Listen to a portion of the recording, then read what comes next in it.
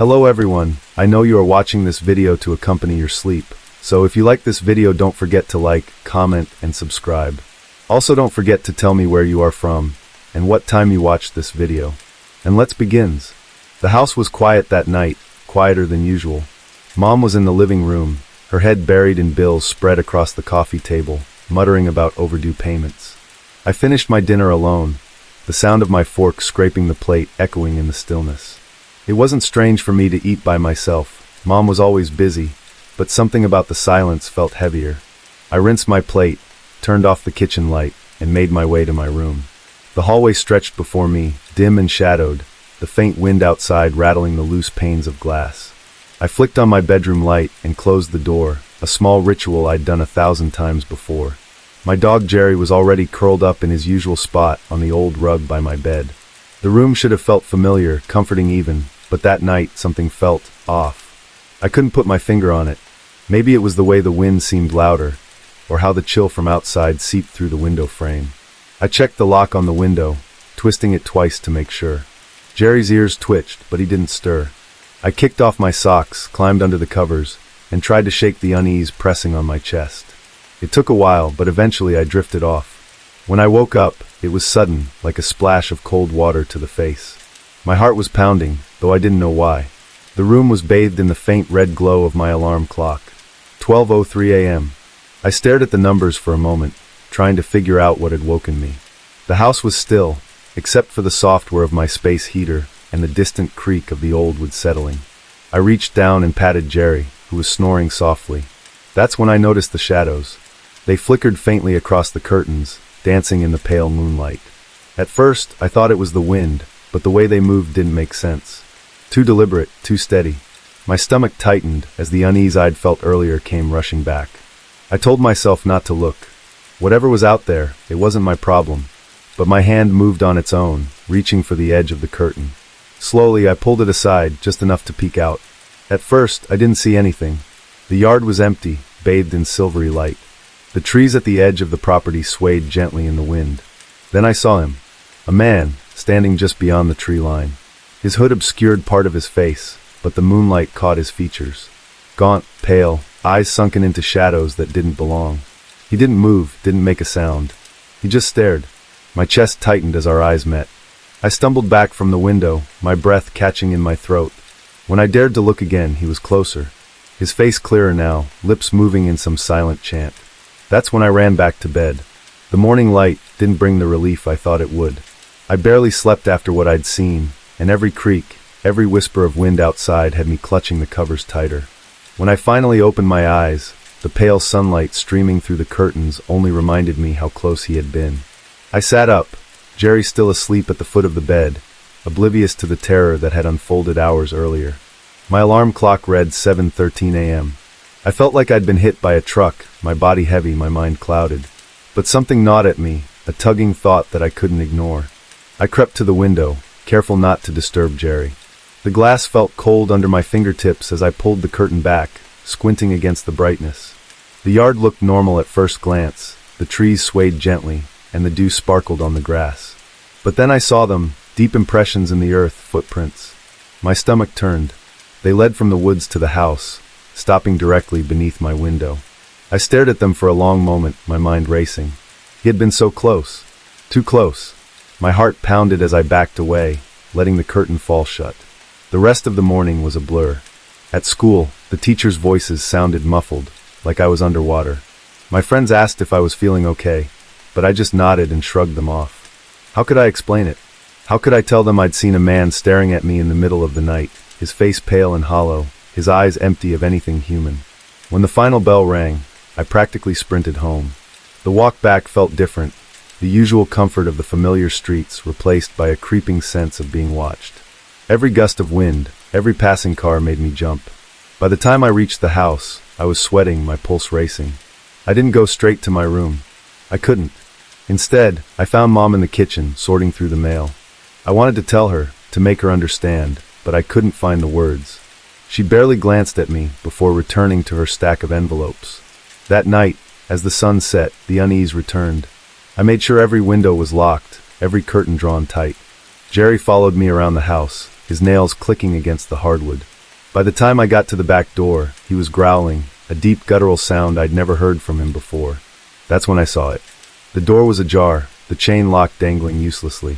I froze, the blood draining from my face. My trembling hand reached for the knob, and I slammed the door shut, locking it as tightly as I could. When Mom saw my face, she called the police. They searched the yard, the house, the woods. Nothing. But as I stood by the back door, my eyes caught something I hadn't noticed before. Scratched into the wood, faint but deliberate, was a single word. Midnight. My knees buckled as cold terror swept over me. Creepy man outside my window, let's not meet again. It started like any other morning at the diner. I had just put on my apron when the delivery guy came in with a package. He was wearing the usual courier uniform, nothing special. I signed for it, said thanks, and moved on. There were pancakes to flip and coffee to refill. The morning rush came and went, and soon I forgot all about him. But later, during the dinner shift, a man sat down at the counter. He looked different from anyone I remembered. He wore a casual jacket, no uniform, and he seemed like just another tired customer. He smiled and said his name was Jared, asking for a coffee and burger. I didn't think much of it. After all, a lot of people came in every day, and I had a job to do. At first, Jared just wanted to talk about the usual stuff. How long had I worked here? Did I like it? I answered his questions while I made drinks for the other customers. But then his questions changed. He asked if I had a boyfriend. I nodded, but he kept on talking. He started complimenting my hair, my smile, even the way I walked around the counter. I tried to ignore it, keeping my responses short and polite, hoping he'd get the hint. Then he leaned closer and said he'd come back just to see me. It took me a moment to understand what he meant. He was the delivery guy from the morning. My stomach tightened. He was still smiling, but there was something off about it, something that made me wish he'd just leave. I kept glancing over at the clock, willing time to move faster. Eventually, Jared paid his bill and got up to go. I watched him walk out the door, feeling a wave of relief. But it didn't last. I stepped into the back and found Megan, my manager, taking a break. I told her about Jared and how he had come back just to see me. She frowned, her eyes narrowing, and told me she'd keep an eye out. It made me feel a little better to know she was there. The evening rush came, and soon the diner was full of the usual noises, plates clattering, people chatting, the sizzle of the grill. I tried to forget about Jared, but every time the door opened, I found myself looking up, half expecting to see him again. Megan stayed near the counter, and I was grateful for that. When closing time finally came, I started to relax. I wiped down the counter and gathered the last of the dirty dishes. The diner was emptying out, and it was almost peaceful. But as I glanced out the big front window, I saw something that made my breath catch. Jared's car was still there, parked at the edge of the lot. He wasn't inside the diner, but he was out there, somewhere in the dark. It was just me and Megan now. The diner was quiet, the lights still on, but everything else was dark. I tried to focus on cleaning, but I kept glancing outside, where Jared's car sat at the far end of the parking lot. It felt strange, like he was waiting for something or someone. I hurried to the back, finding Megan near the office. "He's still out there," I said, trying to keep my voice steady. Megan's eyes widened. She told me not to worry, that we could call the police if we needed to. I didn't want to make a big scene, so instead I grabbed my phone and called Ryan, my boyfriend. I tried to explain what was happening without sounding too scared, but Ryan could tell. He said he was on his way, and I hung up, feeling a little better. Megan told me to wait in the office until Ryan got here. It felt safer in there, away from the windows. I sat down, staring at the clock on the wall, the seconds ticking by slowly. Megan checked on me every few minutes, making sure I was okay, and that helped a little. Finally, I heard the sound of a car pulling into the lot. I got up and peeked out, seeing Ryan's car stopping near the back door. Megan walked with me to the door, and we stepped outside. Ryan was standing by his car, looking around. I pointed toward Jared's car, still parked with the engine running, no headlights. Ryan didn't waste any time. He walked right over to Jared's car, his shoulders stiff, his steps quick. I stayed by the back door watching. Ryan knocked on the window, and Jared rolled it down just a little. They talked, but I couldn't hear what they were saying.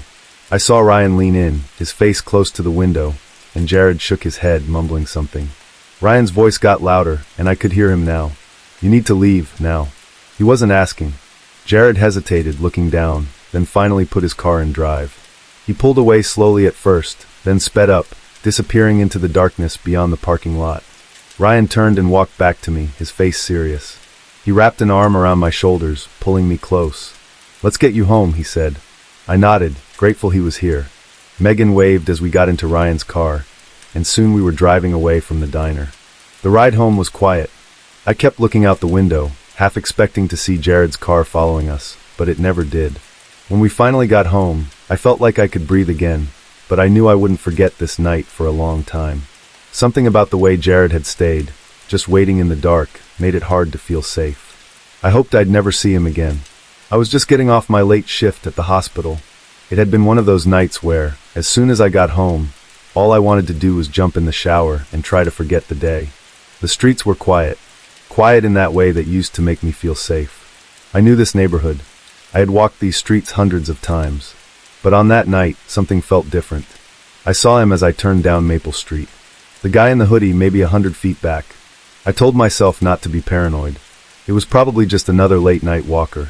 I kept going, trying to shake off the uneasy itch in my mind. But every time I picked up my pace, he did too. Every time I slowed down, he followed suit, like he was playing some sort of game with me as his target. I decided to test him. I stepped suddenly across the street, hoping he'd keep going straight. But no, he crossed too. Now my heart was pounding in my chest, and I could hear my pulse in my ears. I was trying hard to remain calm, but this friendly neighborhood now felt like a maze with no way out. I turned down an alley, hoping it would get me closer to home, possibly lose him. The alley was dark with only the faint light from a distant flickering street lamp at the end. My footsteps echoed off the brick walls, and I realized I could hear his too. He was getting closer. I glanced over my shoulder, just a glance, but I saw his face, partially hidden by the hood, his eyes fixed on me. He wasn't just following me. He was focused, like he had a plan. Panic set in. I needed somewhere safe, with people. That's when I saw the laundromat. The lights were on, and I could see somebody inside. I ran inside, trying to act like I belonged there, and grabbed a bottle of detergent from the shelf. The place was practically empty. An older woman was sleeping in the corner, and the guy at the counter hardly looked up from his phone. I faked looking at the detergent, but kept my eyes on the door. He stopped right outside. He stood there, staring through the glass, his face expressionless. My hands were shaking. I ducked down behind a row of washing machines, my heart hammering in my chest. I tried to breathe, to think, but all I could hear were his footsteps as he pushed open the door and walked in. He was slow, deliberate, like he knew I was hiding. I couldn't stay there. I knew it. I had to move. I took a deep breath and bolted, running past the counter and out the door, and back into the night. I didn't look back, just ran, my feet pounding on the pavement, hoping, praying I could lose him. Corners blurred together in the streets. I turned without thinking, only trying to put as much distance between us as possible. When I finally reached my street, I thought maybe I'd lost him. But then I saw him standing at the far end of the block, just waiting. He wasn't out of breath. He wasn't running. He was just there, watching me. It was like he knew precisely where I was headed. I didn't think. I just ran, fumbling with my keys, throwing open the door, and slamming it shut behind me. I locked it, leaned back against it, trying to catch my breath. I listened, but all I could hear was the silence of the hallway. I dashed to my window, peeking through the curtains. But he was gone. Or maybe he was just out of my line of sight. That night, I didn't sleep. I sat by the window, watching out into the darkness, waiting for any sign of movement. Every little sound made me jump. My neighborhood, my safe place. It all felt different now. The shadows were longer, the quiet was more threatening. I knew I would never forget that feeling, and I hoped, more than anything, that I would never see him again. I ran up the stairs to my apartment, slamming the door shut behind me and locking it tight. My hands were shaking still, and it was like I could hardly catch my breath. I leaned back against the door, trying to catch my breath, but my ears strained to hear anything. Footsteps. A knock. Anything. The hallway outside was quiet. Too quiet. I rushed to the window and pulled aside the curtain, looking out onto the street below. It was empty. No sign of him. I tried to tell myself maybe I'd lost him. Maybe he'd given up. But deep inside, I knew he was still out there somewhere. He hadn't chased me like a normal person would. He had just walked, slowly, like he knew I'd end up right where he wanted. I paced back and forth, trying to think of what to do. I thought about calling the police, but couldn't think of what I would say. Just that a guy followed me. He hadn't done anything illegal, hadn't said a word to me. It seemed like they wouldn't take me seriously. I felt trapped. I didn't want to overreact, but I also didn't feel safe. I instinctively reached for my phone anyway, holding it close, prepared to dial in case I had to. I sat down by the window, keeping watch. Minutes felt like hours, and every little noise outside made me jump. The wind rustling through the trees, the sound of a car passing in the distance, the faint bark of a dog. I continued to wait, praying that I would not see him again.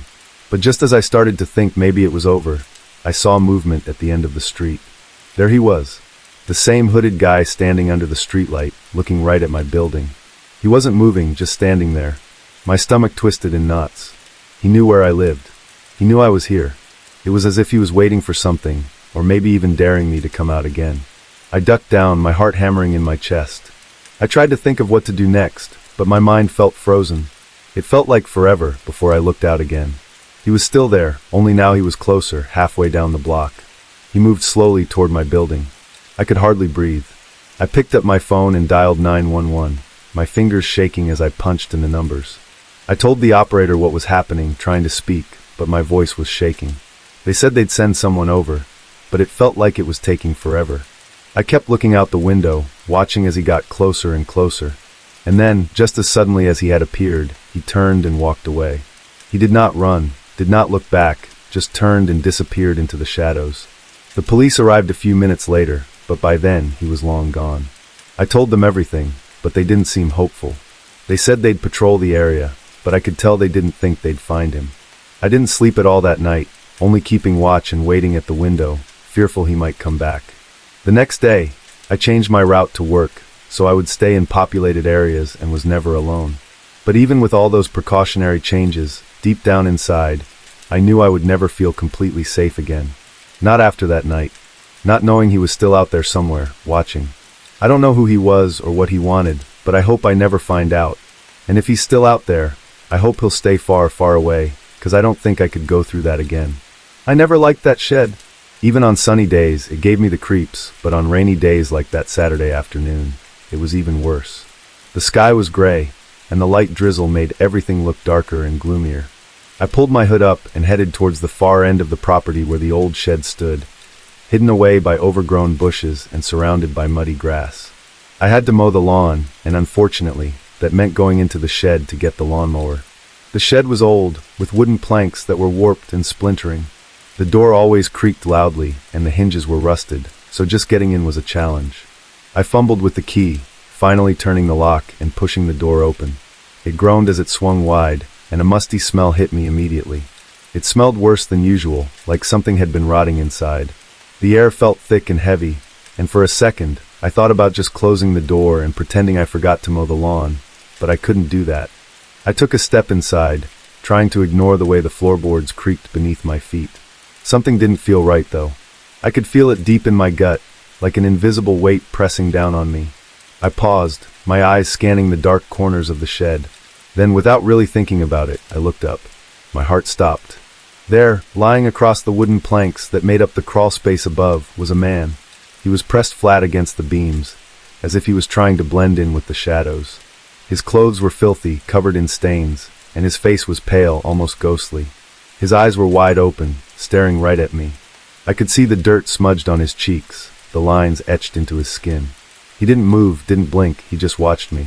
And then I saw it, a glint of something metallic in his hand. It was a knife. I felt like my whole body had turned to ice. I knew I couldn't let him know that I'd seen him. If I showed any fear, if I made any sudden moves, who knew what he would do? I forced myself to look away, my eyes dropping to the lawnmower. My hands were shaking, but I reached out and grabbed the handle. I tried to act normal, like everything was fine, but my heart was pounding so hard I thought he might hear it. I turned slowly, pulling the lawnmower with me. Step by step I moved towards the door. I could still feel his eyes on me, watching my every move. It felt like it took forever to get to the door, but finally I was outside. The moment I was clear, I pulled the door shut behind me, and then I ran. I ran as fast as I could, my feet slipping on the wet grass, my breath coming in short gasps. I didn't stop until I reached my apartment. I burst through the door, startling my mom.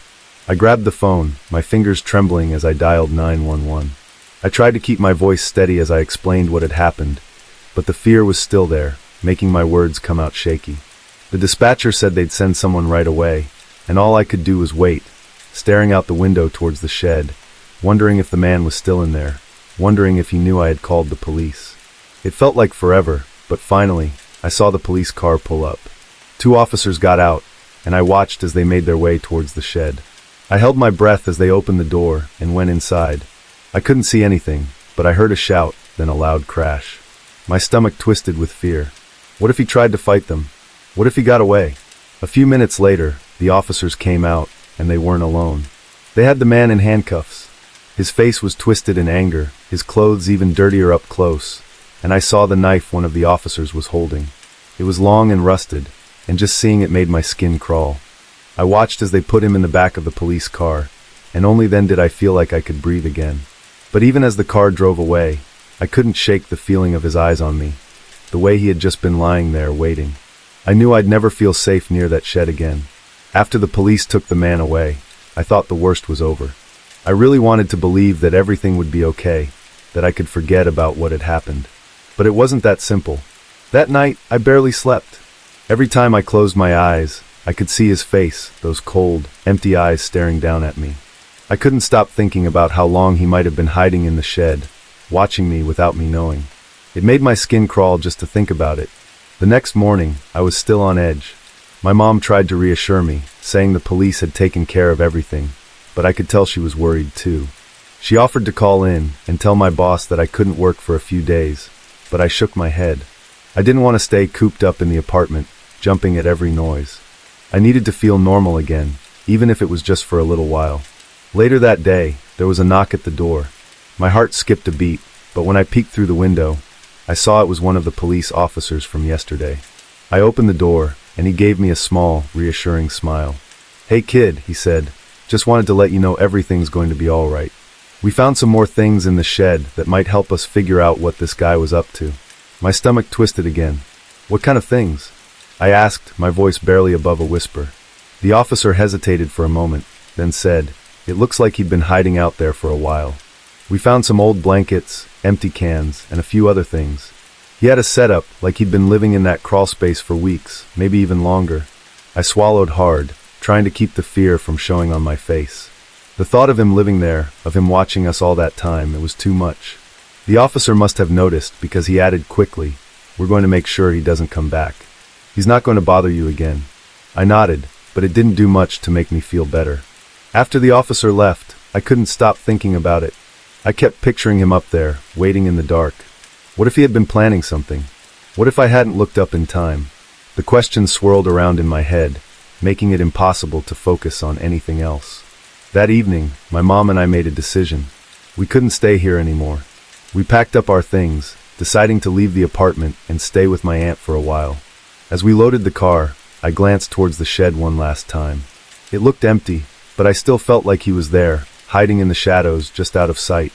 I shivered and turned away, hoping I'd never have to see that place again. We drove away that night, and even though I knew we were putting distance between us and the shed, I still felt like his eyes were on me. I don't think I'll ever forget the feeling of being watched, the cold, heavy stare of the man in the shadows. And I knew one thing for sure, I never wanted to meet him again. It was supposed to be a quiet, relaxing evening, a simple movie night with an old friend. I hadn't seen Amanda in months, and the idea of lounging around in our pajamas, binge-watching old comedies, and stuffing ourselves with junk food sounded like the perfect remedy to shake off the week's stress. Her apartment was, as I remembered, small, cluttered with knickknacks, and filled with a scent that was somehow a mix of vanilla candles and microwave popcorn. It felt good to be there, to settle back into the comfort of our shared history.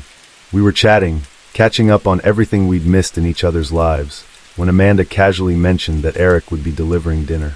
I paused. "Who's Eric?" I asked, trying to sound nonchalant, though a prickling unease started to gnaw at me. She waved a hand, dismissive. "Oh, he's just a guy who helps me out sometimes. He's bringing the food tonight." Something about her tone made me uneasy, but I pushed the feeling down. This was Amanda. If she trusted him enough to have him over, then I could at least be polite. When Eric arrived, I understood why something felt off. He fumbled with the Taco Bell boxes as he stepped into the apartment, his eyes flickering around the room, but never quite settling on mine. Amanda was overly friendly, thanking him several times. Her tone almost rehearsed. "You're the best, Eric," she said with a bright smile. And he just mumbled something back, his face flushed. There was an awkwardness in the air that clung like a thick fog. I tried to smile at him, but it felt forced, strained by the discomfort twisting in my gut. After Eric left, I couldn't help but ask Amanda what the deal was. She shrugged, almost defensively, and explained how Eric helped her run errands, picked up her groceries, and did little things for her when she was too busy. "He's just helpful," she said, her eyes not quite meeting mine. There was something in her voice, a hesitance that made me think she knew as well as I did that this wasn't entirely normal. I let it drop, but the unease stayed. It didn't end there. A few days later, Eric added me to a group chat with Amanda. He started sending memes, nothing offensive, just banal attempts at humor that I politely acknowledged. Then he began offering to help me with things, errands, tasks, anything I needed. At first I declined, uncomfortable with the idea of involving him in my life. But his offers kept coming, and I could feel the pressure mounting. I didn't want to seem ungrateful or rude, especially with Amanda in the middle of it all. Eventually, when I found myself struggling with how to transport a dresser I'd bought online, I made the mistake of accepting Eric's help. He was ecstatic, almost too enthusiastic. He handled everything smoothly, showing up exactly when he said he would, and refusing any payment. When I insisted, he smiled in this strange, almost self-satisfied way and said, "Just come on a hike with me sometime, that's payment enough." I didn't want to, but his persistence wore me down. He framed it like it was nothing, just a friendly outing. The dread settled in my chest like a stone the day of the hike. I told myself it was fine, that I was overreacting, but every instinct I had screamed that this wasn't just a casual walk in the woods. I couldn't shake the feeling that I was making a mistake that I would regret. The day was crisp, clear, the kind of autumn afternoon that made everything look sharper. Edges more defined, shadows more elongated. I kept telling myself it was just a hike, but the apprehension that sat like a lump in my throat refused to budge.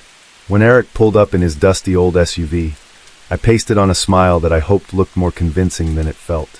He greeted me with that same awkward grin, his eyes glancing over me quickly before looking away. "Ready?" he asked, his voice a bit too eager. I nodded, swallowing the unease. He opened the passenger door for me, and I climbed in, feeling the cold, stale air inside the vehicle. The smell of old fast food wrappers and something metallic lingered in the cabin. I glanced at the back seat. It was cluttered, filled with tools, ropes, and a couple of tarps, all of which seemed innocent enough, but they still made my heart skip a beat. We drove mostly in silence, the radio playing low in the background. Some talk show host rambling on about politics.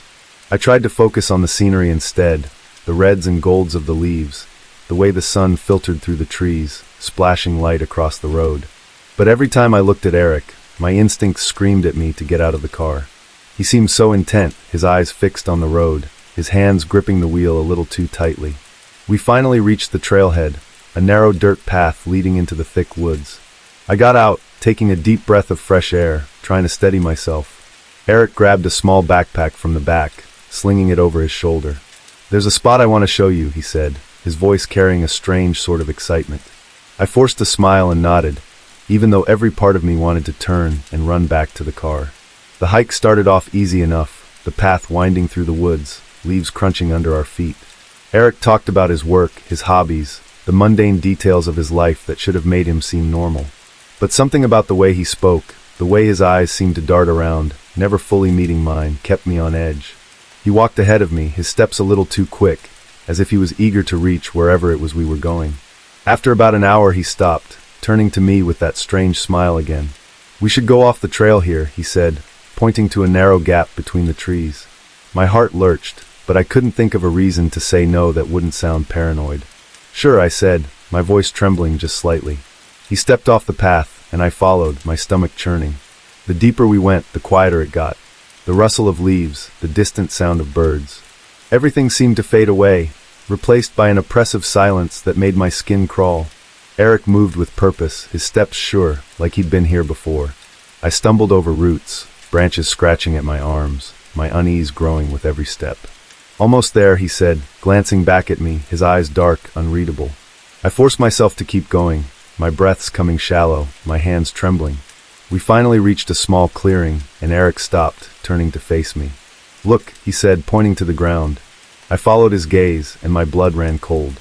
There, half buried under leaves and dirt, was a human arm, the skin gray and mottled, fingers curled as if in agony. I gasped, stumbling back, my hand flying to my mouth. Eric just stood there watching me, his expression calm, almost satisfied. I wanted to run, to scream, but my body felt frozen, my mind struggling to process what I was seeing. Eric took a step closer, and I forced myself to move, to turn back the way we'd come. We need to go, I stammered, my voice barely a whisper. He didn't argue, he just smiled, that strange knowing smile, and nodded. Sure, he said, his tone almost amused. As we made our way back to the main trail, I couldn't shake the feeling that this was some sort of twisted game to him, a test. A way to see how far he could push me. My heart pounded in my chest, my eyes darting around, desperate for any sign of another person. When I finally saw a man in the distance, I felt a rush of relief so powerful, it nearly brought me to tears. Hey, I called out, my voice cracking. The man turned, looking confused, but I didn't care. I needed anyone there with us. I rushed over, Eric following behind, silent. I asked the man for directions, pretending to be lost, and eventually he agreed to walk us back to the parking lot. When we finally reached the cars, I called Amanda, my voice shaking as I told her we'd be back soon. I wanted her to know where I was, who I was with. Eric didn't say much on the drive back, and when we reached Amanda's apartment, I got out as quickly as I could, my legs trembling. Amanda and I thanked Eric, sending him on his way, and the moment the door closed behind him, I collapsed onto the couch, my body shaking. I told Amanda everything, my voice breaking as I described the arm, the look on Eric's face, the way he just stood there watching me. She listened, her face pale, her eyes wide with horror. We need to get rid of him, she said, her voice barely a whisper. I nodded, knowing she was right. Whatever this was, whatever Eric was hiding, it was dangerous, and we needed to get away from him. I remember the first day I moved into that old house with my daughter Emily. She was only 6, and I wanted so badly to make this place a home for us. It was a tall 3-story building, creaky and old, but it had character. We rented the top floor, and the first floor was occupied by an elderly couple, Mr. and Mrs. Thompson.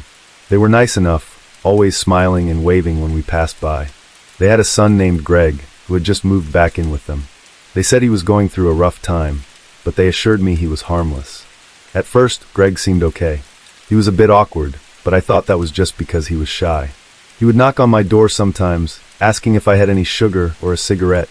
He always seemed a little distracted, his eyes darting around like he was looking for something. It was strange, but I didn't think too much of it. I just wanted to focus on settling in and making the place feel safe for Emily. But things started to get weird. Greg began knocking on my door late at night. It wasn't just for sugar or a cigarette anymore. Sometimes he would just stand there, staring at me without saying a word. His eyes looked hollow, like he wasn't really seeing me.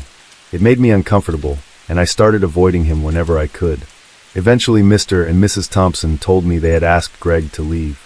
They said he needed more help than they could give him, and it wasn't safe for him to stay. I felt relieved when he left, like maybe things would go back to normal. But they didn't. Little things started disappearing. My favorite scarf, a bracelet my mom had given me, a few dollars from my purse. I thought I was just being forgetful, but it kept happening. Then I noticed the kitchen knife was missing. I tried to tell myself I had misplaced it, but I knew that wasn't true. The uneasy feeling in my stomach grew stronger every day. I felt like I was being watched, like there was someone else in the house with us, even when I knew we were alone. One hot summer afternoon, I was home alone. My car was in the shop, so it looked like no one was there. I decided to take a quick shower while Emily was at her friend's house. I was just rinsing the shampoo out of my hair when I heard it, the creak of the back door opening. My heart stopped. I turned off the water, standing there frozen, listening. I could hear slow, deliberate footsteps coming up the stairs. They stopped right outside the bathroom door. I held my breath, my whole body trembling. Then, after what felt like forever, the footsteps slowly retreated. I stayed there, frozen in the shower, until I was sure the house was silent again. I tried to convince myself that it was just my imagination, but deep down, I knew something was wrong. I could feel it, and the worst part was, I had no idea what was coming next. The days that followed felt like a blur. I tried my best to ignore the strange feelings and just focus on Emily, but it was getting harder to pretend everything was okay. There were times I would catch a whiff of something strange, an odd, musty smell that made the hairs on my neck stand up. It would come and go, and I could never find the source. Sometimes the basement door would be open just a crack when I knew I had closed it. I felt like I was losing my mind, but I kept telling myself it was all in my head. One night, after Emily had gone to bed, I heard something that made my blood run cold. It was a soft, muffled cough coming from somewhere beneath the floor. My heart pounded in my chest as I tiptoed around, trying to find where the sound had come from. I went down to the basement, but it was empty. Nothing seemed out of place, but I could feel something wrong. I went back upstairs, my heart still racing, and tried to shake off the fear. I told myself it must have been the wind, or maybe even a stray cat, but I knew that wasn't true. Everything changed the day the landlord came by for an inspection. I remember he looked around the house, checking the windows and the pipes. Then he went down to the basement. A few minutes later, I heard him call out, his voice shaky. I rushed to the basement door, and that's when I heard the noise shuffling, like someone was moving quickly through the darkness. I grabbed a flashlight and hurried down the stairs. The landlord was standing there, his face pale, pointing towards the far corner of the basement. I followed his gaze, my heart pounding. There, in the shadows, I saw movement. A figure darting between the old boxes and furniture. It was Greg. He looked wild, his eyes wide and frantic. Before I could react, he lunged at the landlord, knocking him over, and then ran past me, disappearing out the basement door. The police were called, and they searched the neighborhood. After what felt like hours, they found Greg hiding behind a dumpster down the street. They took him away, and I thought it was finally over. But when they searched the basement, they found something that made my stomach turn. Behind a stack of old furniture, Greg had made a hiding spot for himself. A filthy mattress, blankets, and some of my missing things. There were empty food wrappers, pieces of my clothing, and the missing kitchen knife. The worst part was the camera. It was an old, beat-up digital camera that Greg had left behind. On it were dozens of pictures. Pictures of me, taken through the windows. Pictures of me sleeping. He had been watching us for weeks, sneaking into our home while we slept. The thought made my skin crawl. I felt violated, terrified, like my home would never be safe again. The police told me the charges against Greg were dropped. They said they were making a deal, trying to get information on other crimes. It didn't make me feel any better. All I wanted was to keep Emily safe. I packed up our things, and we moved away as soon as we could. But even now, I can't shake the feeling that Greg is still out there, somewhere watching. The nightmare might be over, but the fear will never go away. I first met Alex on a school field trip to the art museum. It was one of those trips where everyone was excited to get out of campus. I, on the other hand, was more interested in seeing the paintings and sculptures. I loved art. It was my passion, and this trip was like a dream come true. We had just gotten off the bus when I saw him.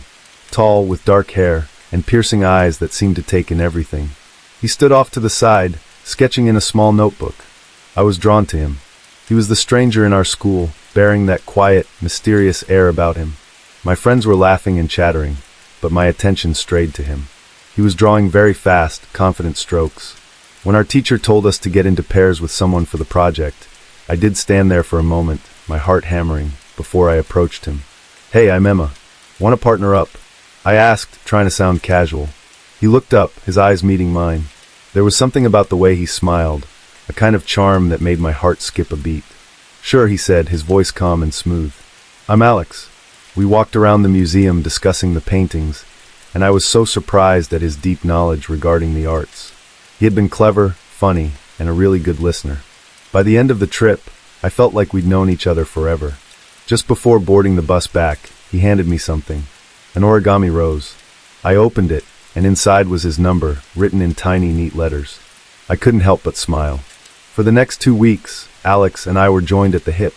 We texted until early in the morning, laughing and swapping jokes and stories. We sat together in class, and during lunch, we'd hang out in the art room, just the two of us. I felt like I could be myself around him, and I loved how he seemed to understand me in a way that no one else did. I was falling for him, and it all seemed too perfect. But then things started to feel off. It began with small things, such as him always refusing when I would ask him to hang out outside of school. No matter what I suggested, the movies, the park, even a group outing with my friends, his answer was always the same. "No, I can't."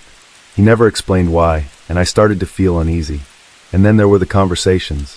Sometimes Alex would ask me questions, personal questions, and just as I was about to answer, he'd cut in with something else. Something even more intrusive. "What are you doing this weekend?" He'd ask. And before I could answer, he'd cut in with, "Have you ever been in love?" It made me uncomfortable, but I told myself I was overthinking it. That night, lying in my bed, I got a text from Alex. "I had a dream about you," it said. I shivered, thinking nothing of it. Then I asked him what the dream was about, thinking it would be sweet. But the messages preceding to that made my skin crawl. He said things, intimate and aggressive things that seemed disgusting to me, sickening. I couldn't believe what I was reading. This wasn't the Alex I knew. My hands were shaking as I blocked his number. My heart was racing. All I ever wanted was to just forget, go back to a time when it never happened. But the following day, I learned from a friend that Alex had posted pictures on social media. Pictures of girls who looked just like me. The captions were vague, but threatening, and I felt a shiver run deep under my skin.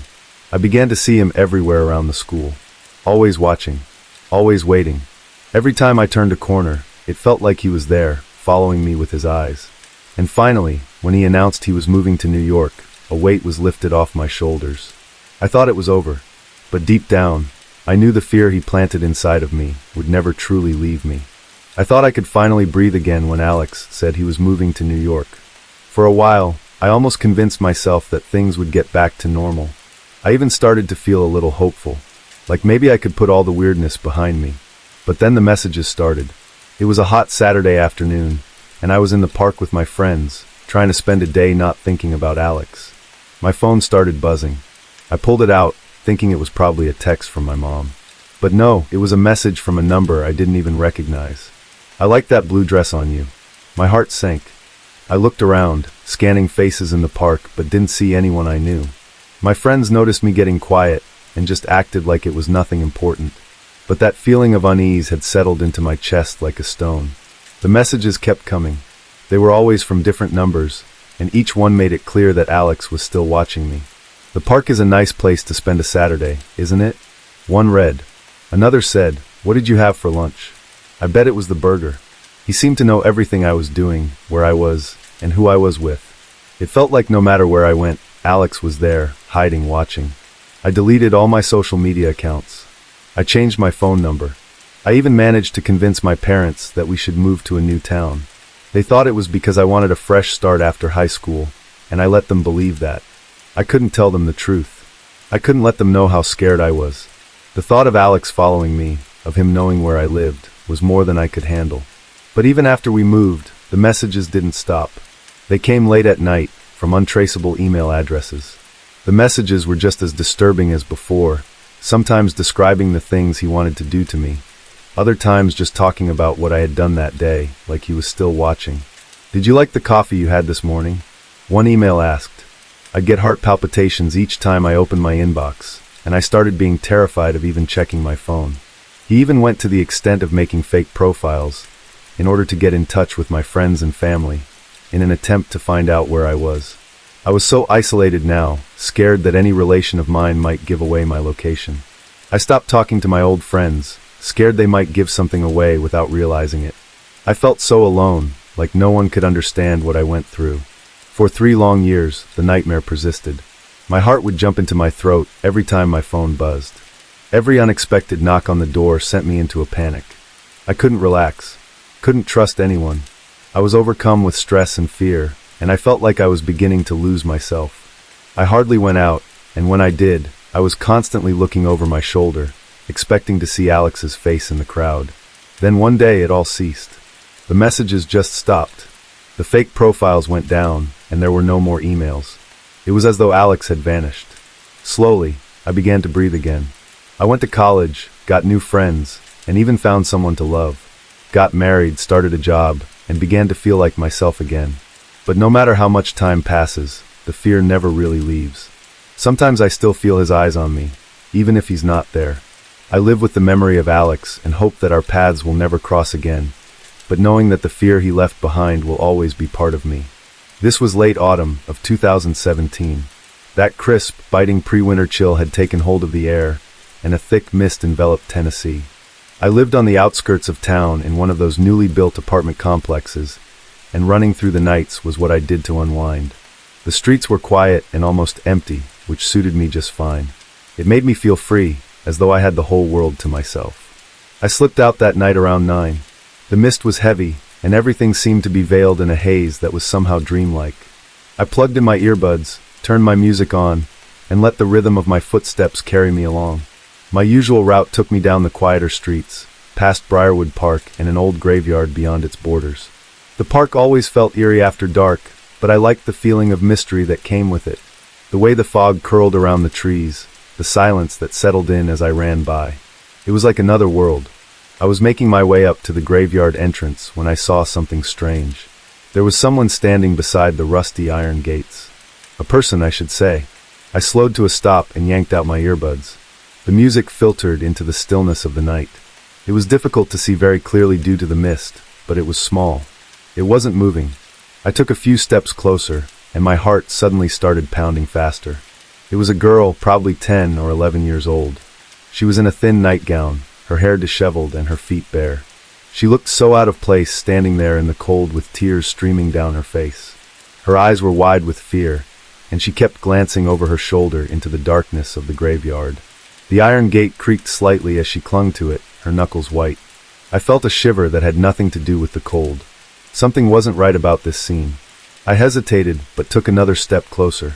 "Hey, are you okay?" I called out, trying to keep my tone light and friendly. The girl slowly turned toward me, her eyes locking onto mine, and for a moment she just stared. Then, wordless, she flung herself at me, and her little arms went round my waist. Her fingers were ice cold, and she was shaking. "Please help me," she whispered, the shake in her voice so bad it was barely audible.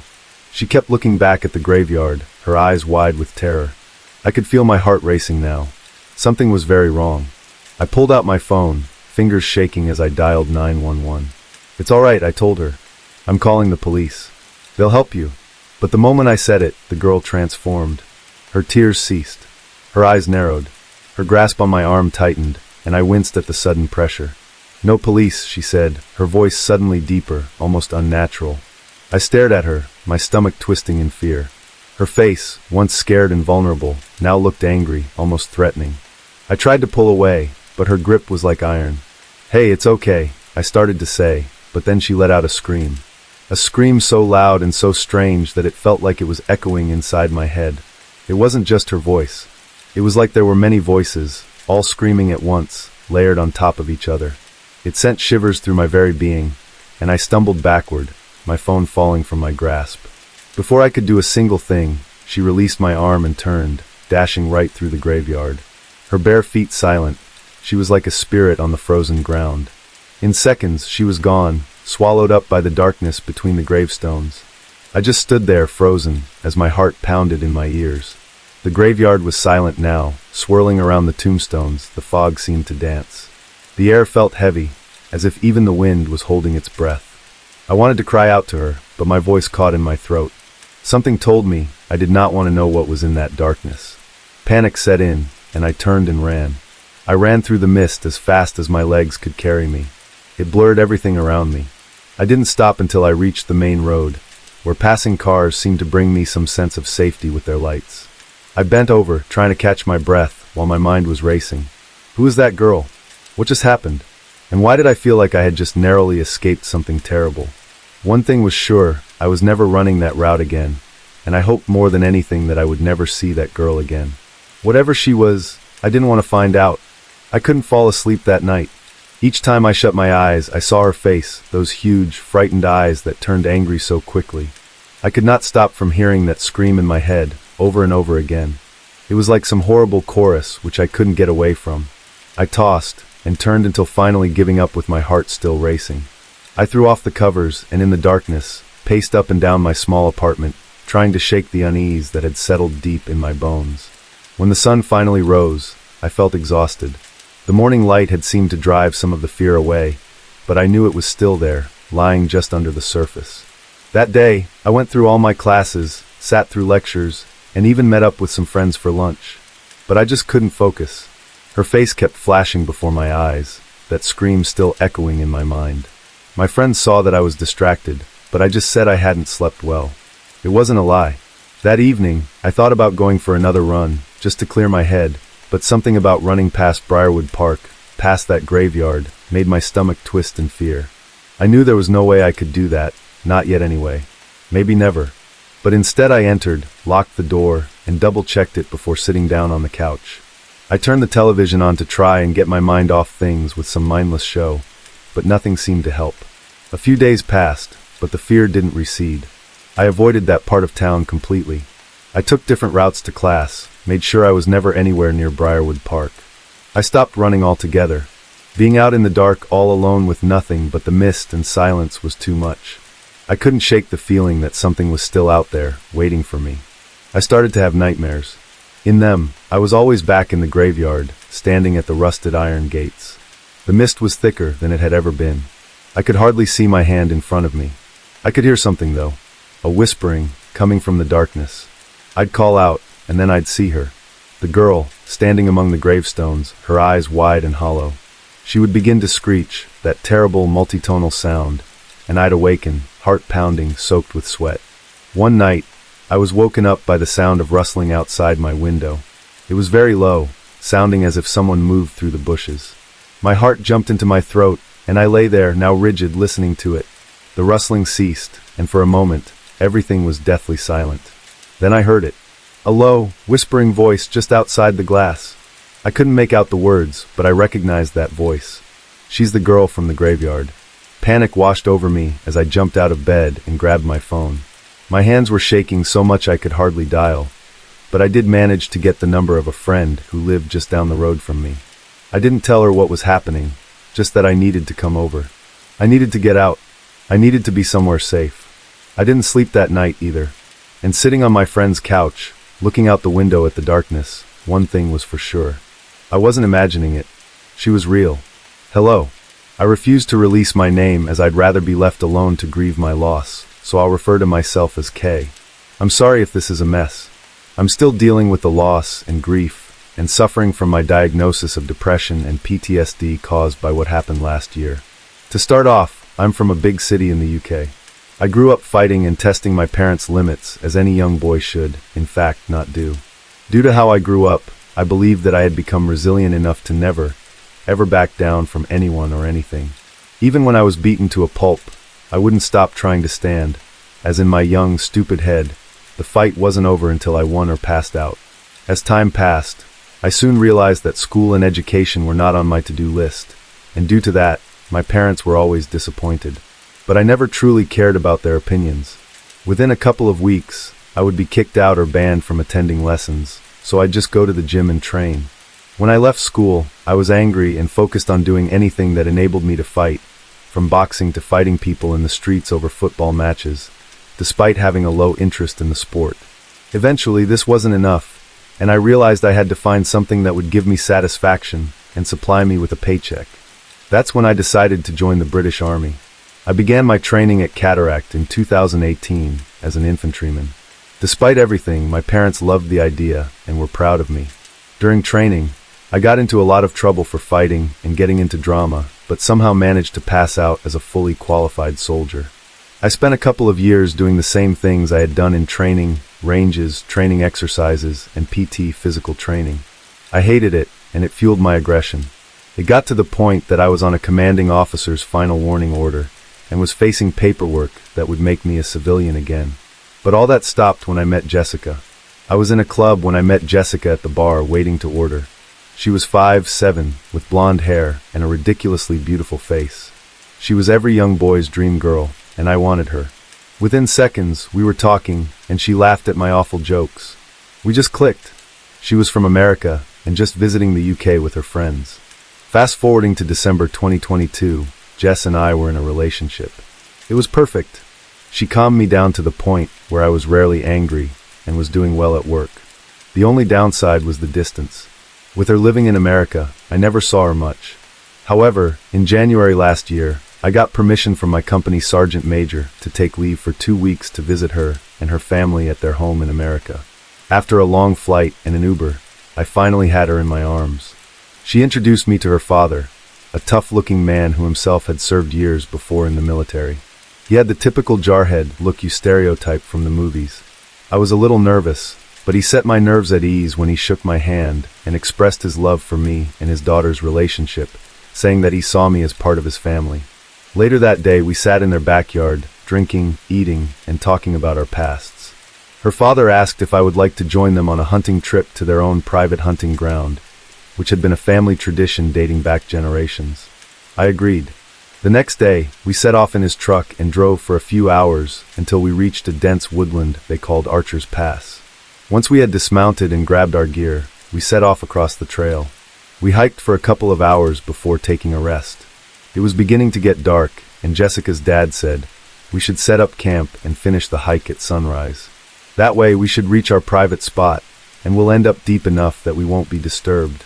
We all agreed and set up a fire in the tents. Jess asked if I would share a tent with her, and I looked at her father, waiting for a sign of disapproval, but he just chuckled and said, "Don't look at me." So I agreed, and we set up her tent. Afterward, we cooked up some chicken wings and burgers, sang folk songs, danced, and laughed. It was close to 11 p.m., so Jess and I decided to turn in. We snuggled up together, and I fell asleep almost instantly.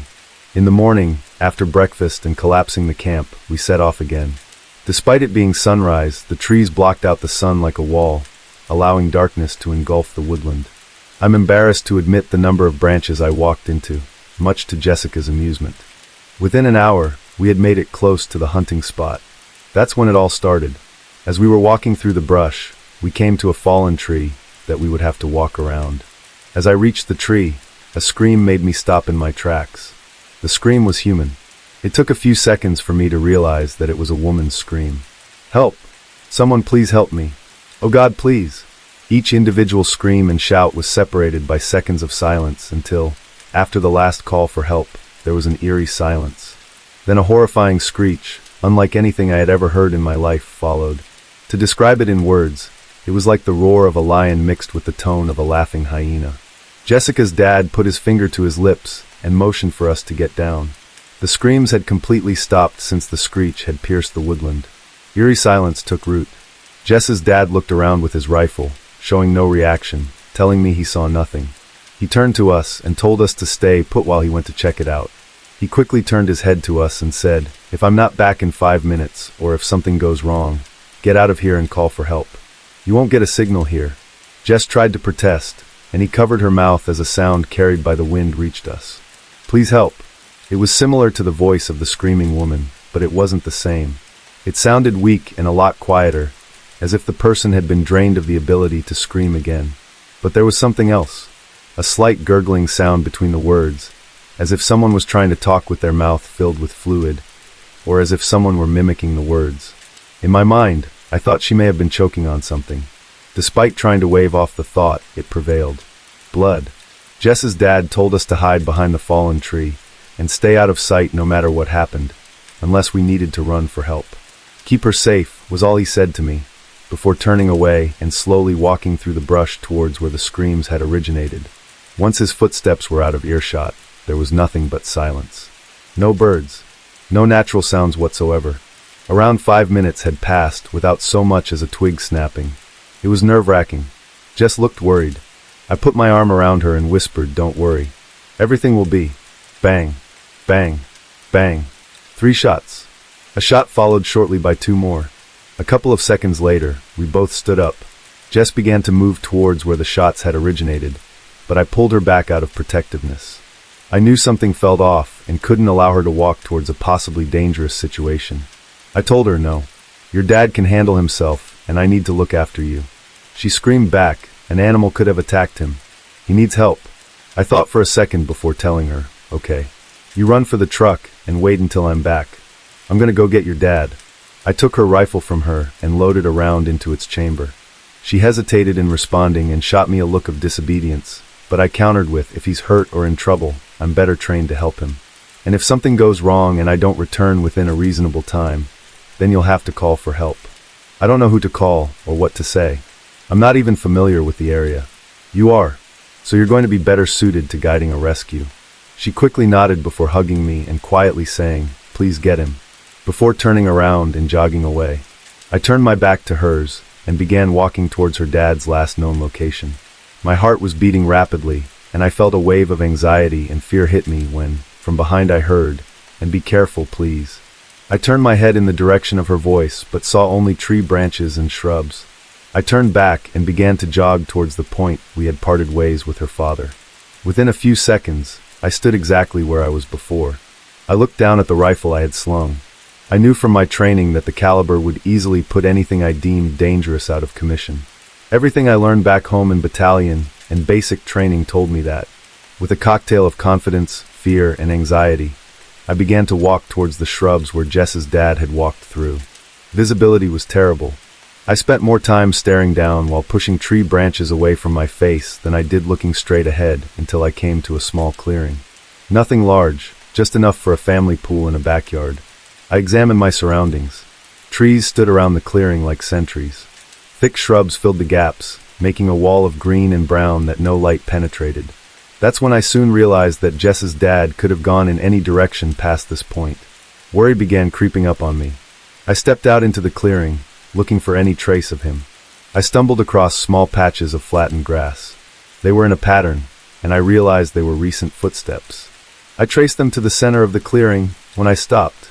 There in front of me were 2 footsteps by themselves, and to the right more. However, they were more spaced out and in no particular pattern other than the direction. Something shiny caught my eye below me. I knelt down and picked up a piece of ejected brass. I looked at it and began thinking about what had happened. I came to the conclusion that Jess's dad had walked into the clearing and fired the 3 rounds we heard before running away to my right, back into the darkness of the woods. I wondered what could have made him run, and if it was the same thing he fired at. Or perhaps he tried to run back to us but lost his sense of direction and went the wrong way. "Kay!" A masculine scream came from my right. I turned and stood, recognizing the voice of my girlfriend's father. "Kay, run! Get out now!" came from the tree line. It sounded loud and desperate, followed by a horrifying scream of pain. I raised my rifle, pulled the bolt slightly back. A round was chambered. I clicked the safety off, double-checked that the bolt was fully forward, and ran towards the tree line. Just before I reached it, the scream stopped, and so did I. I listened carefully. Not a single sound until I heard my name from behind me. I turned and saw nothing. Again, my name was called by a voice that I didn't recognize. Yet this time, I couldn't tell what direction it came from. I shouted for Jess's father and got nothing in return. I turned back to where I originally heard him and pushed past the branches and shrubs. As I passed the first tree, I saw blood splattered on the ground in front of me. My gaze followed the trail, which led to a blood-soaked rifle, with a hand and arm still gripping it. In that moment, I was stricken with shock.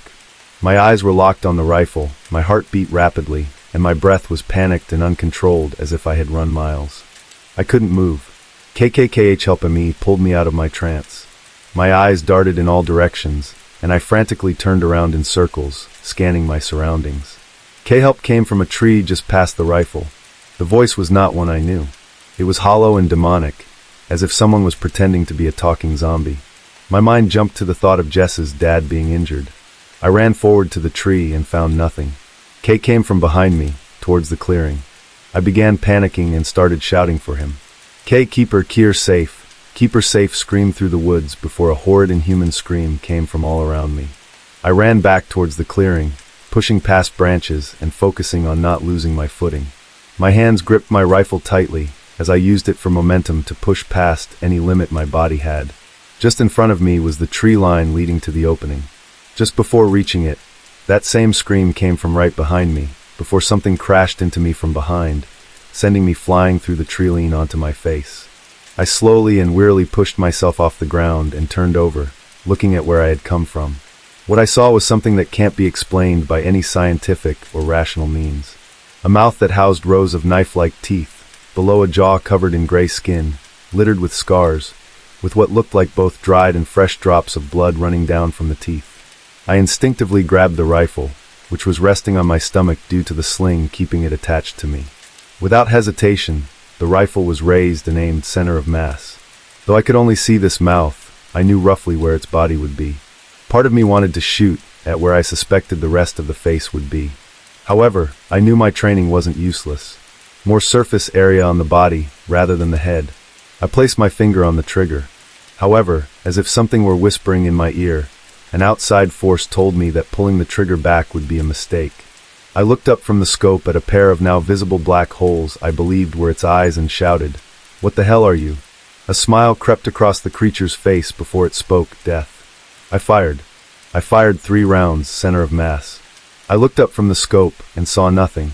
The face that had been less than 15 meters away was gone, which gave me more fear than relief. I got to my feet, and with my rifle raised, I slowly walked towards where I thought I'd find a corpse.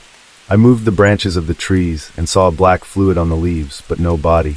As I realized the worst-case scenario was a reality, it wasn't dead.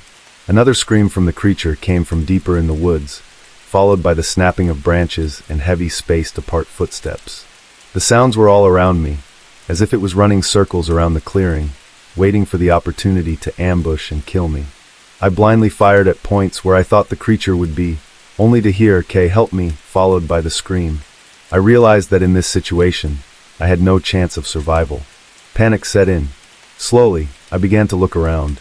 I saw where I originally came from and started moving towards it in a sprint, adrenaline pumping and heart racing. I ran through shrubs, allowing the branches of trees to attack my body. I smashed my shoulder into a tree. Pain engulfed my shoulder, but I didn't care.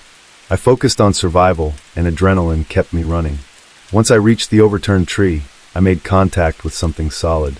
I felt it shift and shuffled away in panic before realizing it was Jess. She was holding her head and slowly sitting up. "Jesus, what's wrong with you?" she groaned. I quickly got back up, grabbed her arm and dragged her behind the log. I perched my rifle on it and began scanning my surroundings. Jess pulled on my arm. "Hey, what happened? Where's my dad? Kay, what are you looking for?" I placed my hand over her mouth and muttered, "There's something out there. It was chasing me, it tried to kill me, and it's still out there. We have to be quiet." Of course, she looked at me with confusion, then anger. "Not funny." She snapped before standing up and beginning to walk in the direction I had come from. I ran around the log and grabbed her arm. "No, if you go that way, you'll die." "I'm not, kid." I was interrupted by her father's voice. "Jess, where are you?" I quickly covered Jess's mouth and dragged her back behind the log. "Do you trust me?" I whispered to her. She studied my face for a while before nodding. "That isn't your dad. It's some sort of creature. I saw it. If we make any sound, it'll kill us both." Jess, where are you?" came from our left. It sounded like her father at first, but broke into a raspy voice. Seconds later, it was followed by the creature's screams. Jess went pale and whispered, "What the hell is that?" I didn't answer her as I scanned around. I still saw nothing, but I heard deep breathing and footsteps. Some were paired with the sound of breaking sticks. Some weren't. It was getting closer. I knelt down to Jess. Her eyes were locked on mine. "When I say go, you run back to the car. Don't stop, no matter what you hear." I followed my order with a kiss on her forehead. It was ice cold. She looked up and nodded before handing me a magazine for the rifle. I stood up and once again scanned my surroundings before looking at her and whispering, "Go." She quickly turned and began running. Within moments, her figure was gone, hidden by the wall of branches and a mist of darkness. I turned back to keep an eye out for the creature. I released the magazine from the rifle. I estimated that I had only 1 or 2 rounds remaining, plus the magazine in my pocket. I listened carefully for anything, yet nothing. No screams or footsteps exposed the creature. It had gone back into stealth. I waited for a few minutes, but it was no use. Not a single sound pierced my ears until I heard Jess's scream from behind me. I believed the adrenaline induced a blackout, because before I came to my senses, I was sprinting towards the scream. No matter how fast I ran, the scream was becoming quieter and quieter, as if it was outrunning me. I eventually stopped to catch my breath. Blood trickled from my head. I realized I must have cut it on a branch. The blood ran down into my eyes, making it harder to see. I wiped my head and began running again, hoping to hear another scream. However, none came. Once again, fear and anxiety flooded every one of my veins. I stopped, falling to my knees, my eyes flooded with tears. "I've lost her." Escaped my lips. "Leave now, or die here," came from behind me. I turned to find the creature towering over me, holding Jess by the back of her neck. She wasn't moving. "I have feasted. Leave or die." The creature bellowed to me. I looked up at the creature, a tall, skinny, gray frame with long arms and what looked like claws at the points of its 4-fingered hands. I pleaded for Jess's life and offered my own. It laughed an inhuman laugh. "You are not of this land. Leave now or die." The creature turned and began walking away from me. I raised my rifle and pulled the trigger. Click. It was jammed. Mud had jammed the bolt. I quickly released the magazine, pulled the bolt back, then inserted my second magazine and sent the bolt forward. I aimed and fired into the creature's back. The rounds pierced its back, and it screeched in pain, flailing its arms around. I unloaded the full magazine into the abomination until my weapon clicked again, out of rounds. With the rifle being nothing more than dead weight, I unslung it and threw it aside. I pulled Jess away from the creature as it flailed around in a pool of black sludge. I leaned her against a tree. She was unconscious and had a deep wound in her arm, as if she had been slashed with a knife. Blood gushed out of the wound. I recognized it as serious. I immediately used my belt as a tourniquet to cut off the blood circulation and hopefully save her from passing from blood loss. Once I tied the belt and the blood flow significantly slowed, I quickly hoisted her into a fireman's carry and began moving away from the creature. Its screams engulfed the forest and never quieted down, no matter how far we moved. I moved through hours of darkness and silence, moving as fast as I was able. Fatigue began to set in, and hope was depleting until I stumbled across a trail. I could tell it was often used due to the dead foliage and dried boot prints in the mud. I followed it until I found the main road that led up to the forest. I remember falling to the ground before blacking out. I awoke in a panic. 2 figures towered over me. The blood in my eyes made it too hard to see who they were. I tried to sit up, but instead I fell back and passed out. I awoke in a hospital bed with tubes and casts on, and in me, stitches on my arms. Later a doctor explained that I had 4 deep slashes in my back, a broken ankle, cuts on my face, and ligament damage to my arm and shoulder. I had critically elevated blood pressure and had been in and out of consciousness for 2 days, though I could not recall it.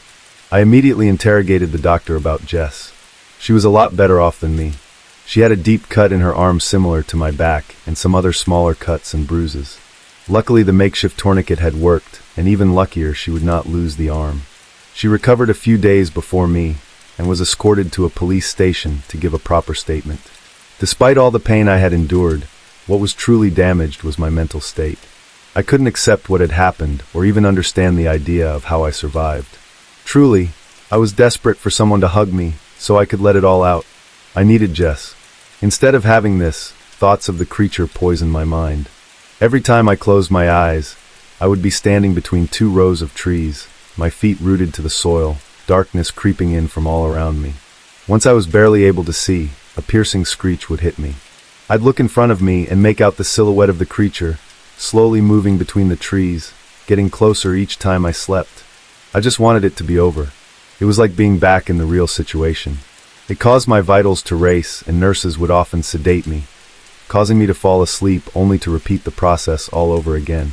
Eventually, I was deemed no longer a threat to myself, and I was released. A sheriff picked me up and drove me to the station. They took my statement, but acted like I was either crazy or suffering from PTSD. They snickered, left me in a room for hours, then returned only to ask the same questions over and over. Once they were tired of hearing the same story, they dropped me off at a small hotel where I spent a few nights. The aftermath was Jess never visiting me, never reaching out, or even responding to my texts or calls. The local police sheriffs interviewed me one last time and told me it was a bear attack and that Jess went back to the woods with officers to find her father's body. I don't blame her. It was later reported that she went missing inside the search area. It had been almost 9 weeks since she went missing when I began to lose hope. Now, I don't think she's ever coming back. She was the love of my life, and I couldn't protect her. I thought I'd type this not as a story to be enjoyed, but as a warning. There are things in this world that we aren't supposed to know about, and I believe they want to keep it that way. In fact, I know they'll keep it that way as their hunger knows no end. I'm sorry, Jess. I always loved stories about monsters. Things like the Wendigo, the Rake, and Skinwalkers. There was something exciting about myths that made my skin crawl. So when my parents finally said I could camp alone in the nearby forest, I was thrilled. I thought it would be a peaceful adventure under the stars. I had my tent, a campfire, my camping chair, and even some trail cameras to catch pictures of deer. Everything seemed perfect, just me and the forest. As night fell, the clearing where I had set up camp got really dark. The only light came from the campfire, flickering and casting shadows that danced across the tall trees. I sat there listening to music on my phone, staring at the flames. The forest around me was so quiet, so still. It was almost too quiet. Then, out of nowhere, I heard it. A growl. Not just any growl, though. It was like nothing I'd ever heard. It was deep, like a bear's rumble, but there was this strange gurgling and cracking sound mixed in. It felt wrong, like something that shouldn't exist. My heart started pounding, and I grabbed my lantern, shining it around the campsite. My voice was shaky as I shouted, "Hey," hoping it was just a fox or some other animal. But deep down, I knew it wasn't.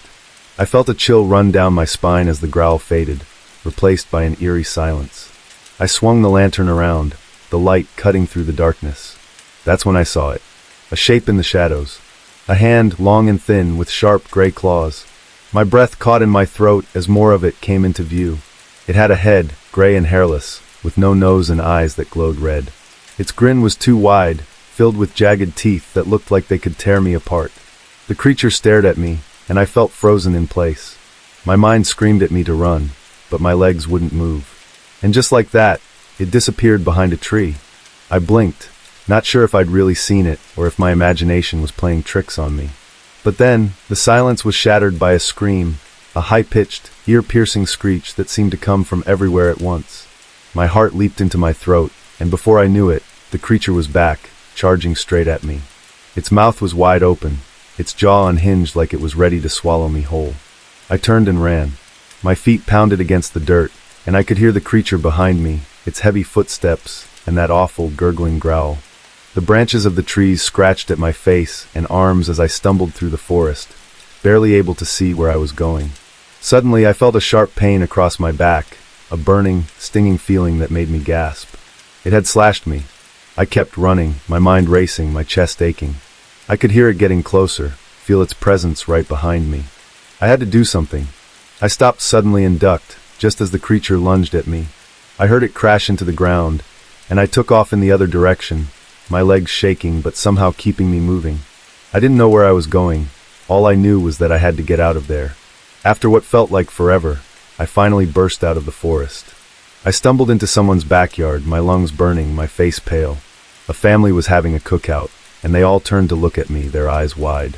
I must have looked like a mess, with my torn clothes and the scratch on my back. I collapsed to the ground, barely able to catch my breath. The last thing I remember before everything went black was their worried faces and someone yelling for help.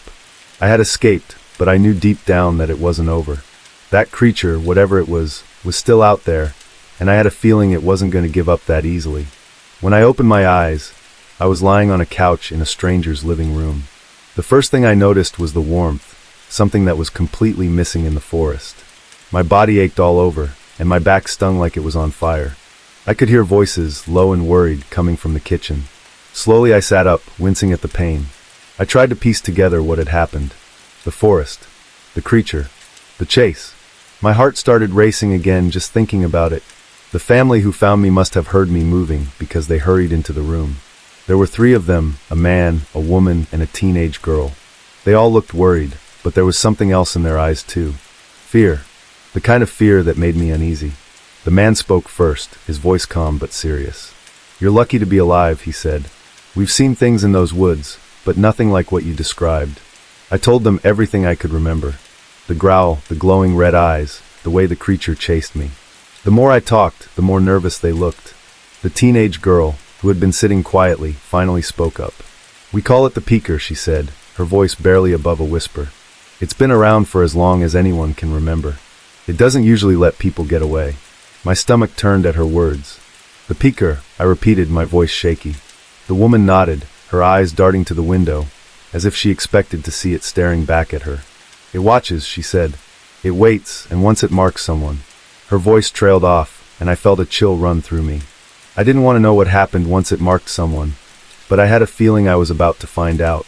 The man cleared his throat, his face grim. "We think you should stay here for the night," he said. "You're not safe out there, not now." I wanted to argue, to say that I'd be fine, but the fear in their eyes stopped me. They knew more about this creature than I did, and if they were scared, then I had every reason to be terrified. That night, I stayed on their couch, but sleep didn't come easily. Every creak of the house, every rustle of the wind outside made my heart race. I kept picturing those glowing red eyes, that awful grin. The peeker was still out there, and it wasn't going to forget about me. I knew it would be back. The only question was when. The family tried to reassure me, but I could tell they were scared too. They kept the lights on all night, and every so often, I'd see one of them peek out the window, just to make sure. The fear was real, and it hung heavy in the air. I knew that escaping the forest was only the beginning. The The peaker had marked me, and somehow I had to figure out how to survive whatever came next. The next morning, I woke up with a start. Sunlight streamed through the curtains, and for a moment, I almost believed everything that had happened was just a nightmare. But then I felt the sting on my back and my heart sank. It was real. The peaker was real. I sat up slowly, my muscles aching from the night before. The family was already awake, moving quietly around the kitchen, their eyes tired. They were scared, I could tell, and I was scared too. The man, who I learned was named Mr. Harris, handed me a plate of food. "You need to keep your strength up," he said, his voice gentle but firm. I nodded, but I could barely eat. My mind kept replaying everything that had happened. The growl, the chase, the creature's eyes staring at me. Every bite tasted like ash, and I had to force myself to swallow. Mrs. Harris came over and sat down across from me. She looked at me with kind but worried eyes. "We need to talk about what happens next," she said. "The peaker doesn't just go away. Once it's marked you, it will come back. It might take days, weeks, even months, but it will come." Her words sent a shiver down my spine, and I could feel my hands start to tremble. I didn't want to believe her, but deep down, I knew she was right. I asked them what I should do, how I could protect myself. The truth was, they didn't have all the answers. "We've heard stories," Mr. Harris said. "Some say it hates fire, others say it can't cross running water, but no one really knows for sure." He paused, his eyes darkening. "What we do know is that it will try to find you. You can't let your guard down." The fear in the room was suffocating. I felt like I was drowning in it. I had escaped the forest, but I hadn't escaped the creature. It was still out there, somewhere, watching, waiting. I knew I couldn't stay with the Harris family forever. I didn't want to put them in danger any longer than I already had. But the thought of going home, of being alone again, terrified me. What if it came for me when I was by myself? What if I didn't make it out alive the next time? The teenage girl, Emily, spoke up. "We'll help you as much as we can," she said, her voice determined. "You're not alone in this." Her words gave me a small flicker of hope, but it was fragile, like a candle flame in a storm.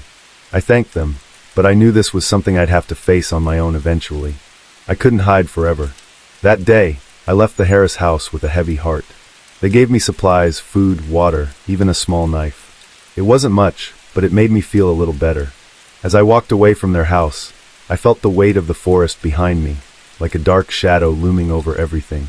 I glanced back at the tree line, half expecting to see those red eyes staring back at me. But there was nothing, only the silent, endless trees. I knew the peaker was still out there somewhere. It wouldn't forget about me, and I wouldn't forget about it either.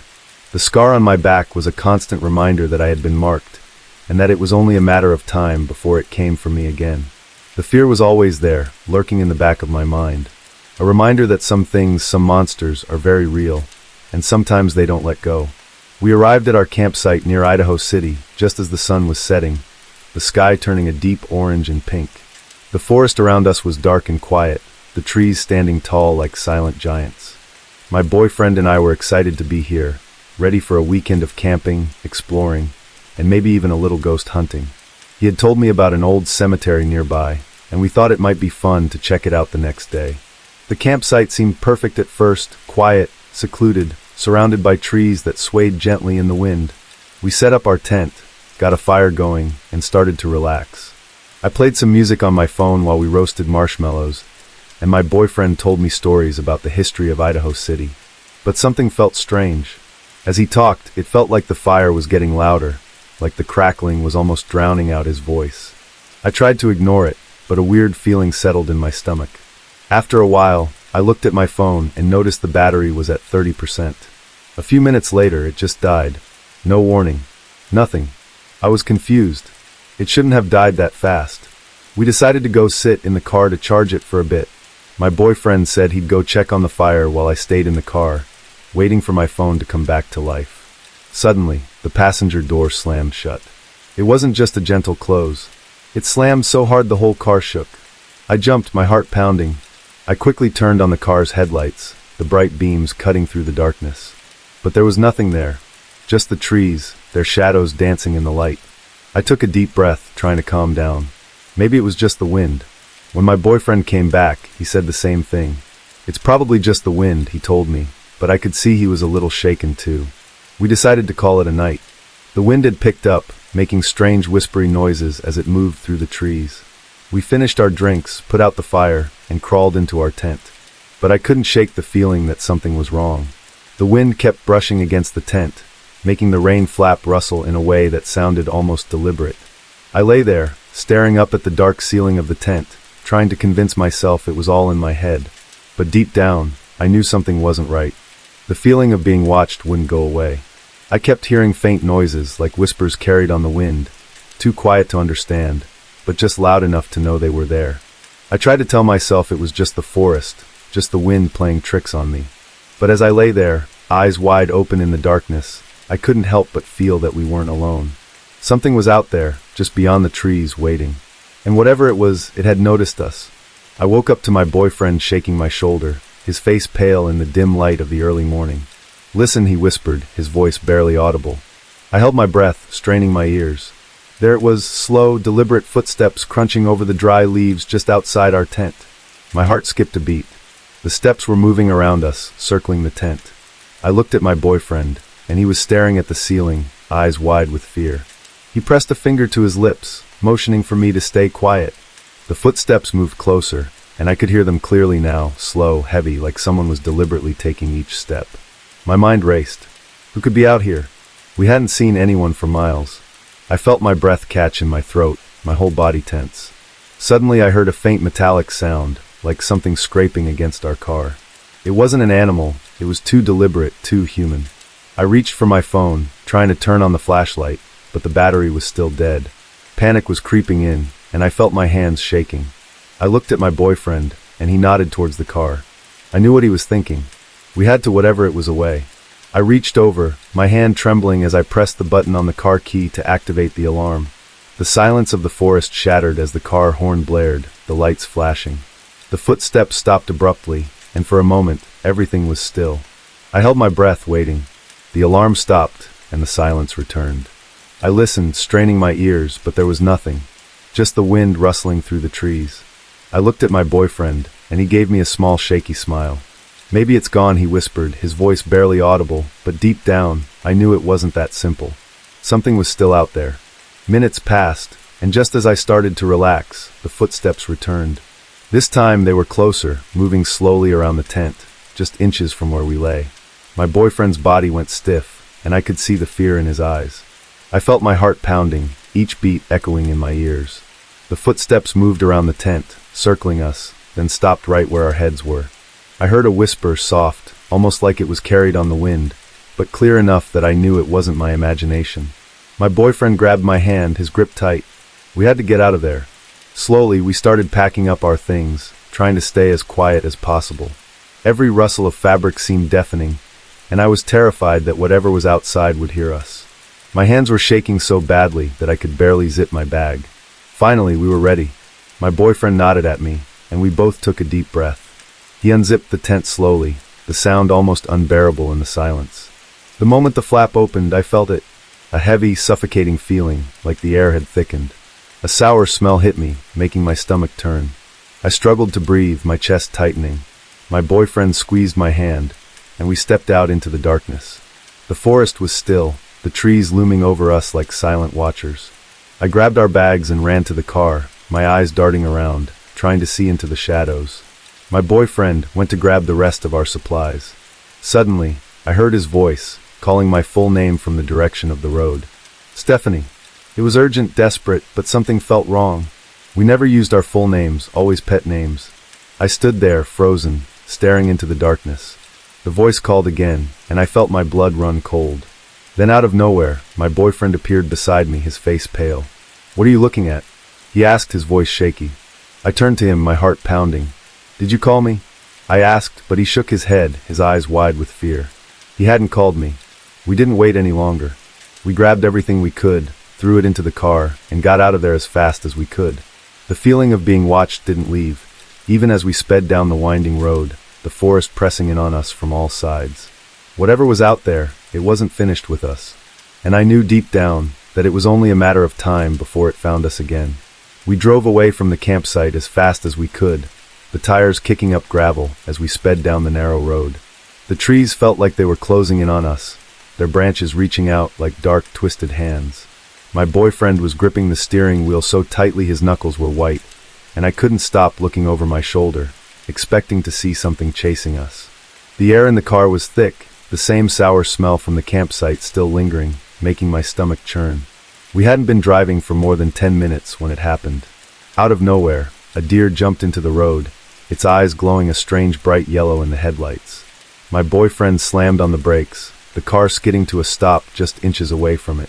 The deer just stood there, staring at us, its matted fur hanging off its body in patches.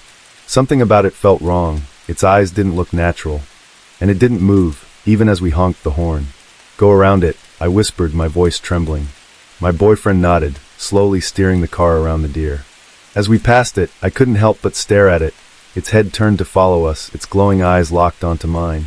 A chill ran down my spine, and I felt my heart pounding in my chest. We kept driving, trying to put as much distance between us and that campsite as possible. But then, just as we rounded a bend in the road, there it was again. The same deer, standing in the middle of the road, its head twisted at an unnatural angle. My boyfriend cursed under his breath, swerving to avoid it. My hands were shaking, and I could feel tears welling up in my eyes. It didn't make sense. How could it be the same deer? We had just passed it. We kept driving, but it happened again and again. Each time we saw it, the deer looked more twisted, more wrong. Its eyes seemed to glow brighter, and its body looked like it was falling apart. My boyfriend's face was pale, and I could see the fear in his eyes. He didn't say anything, but I knew he was just as scared as I was.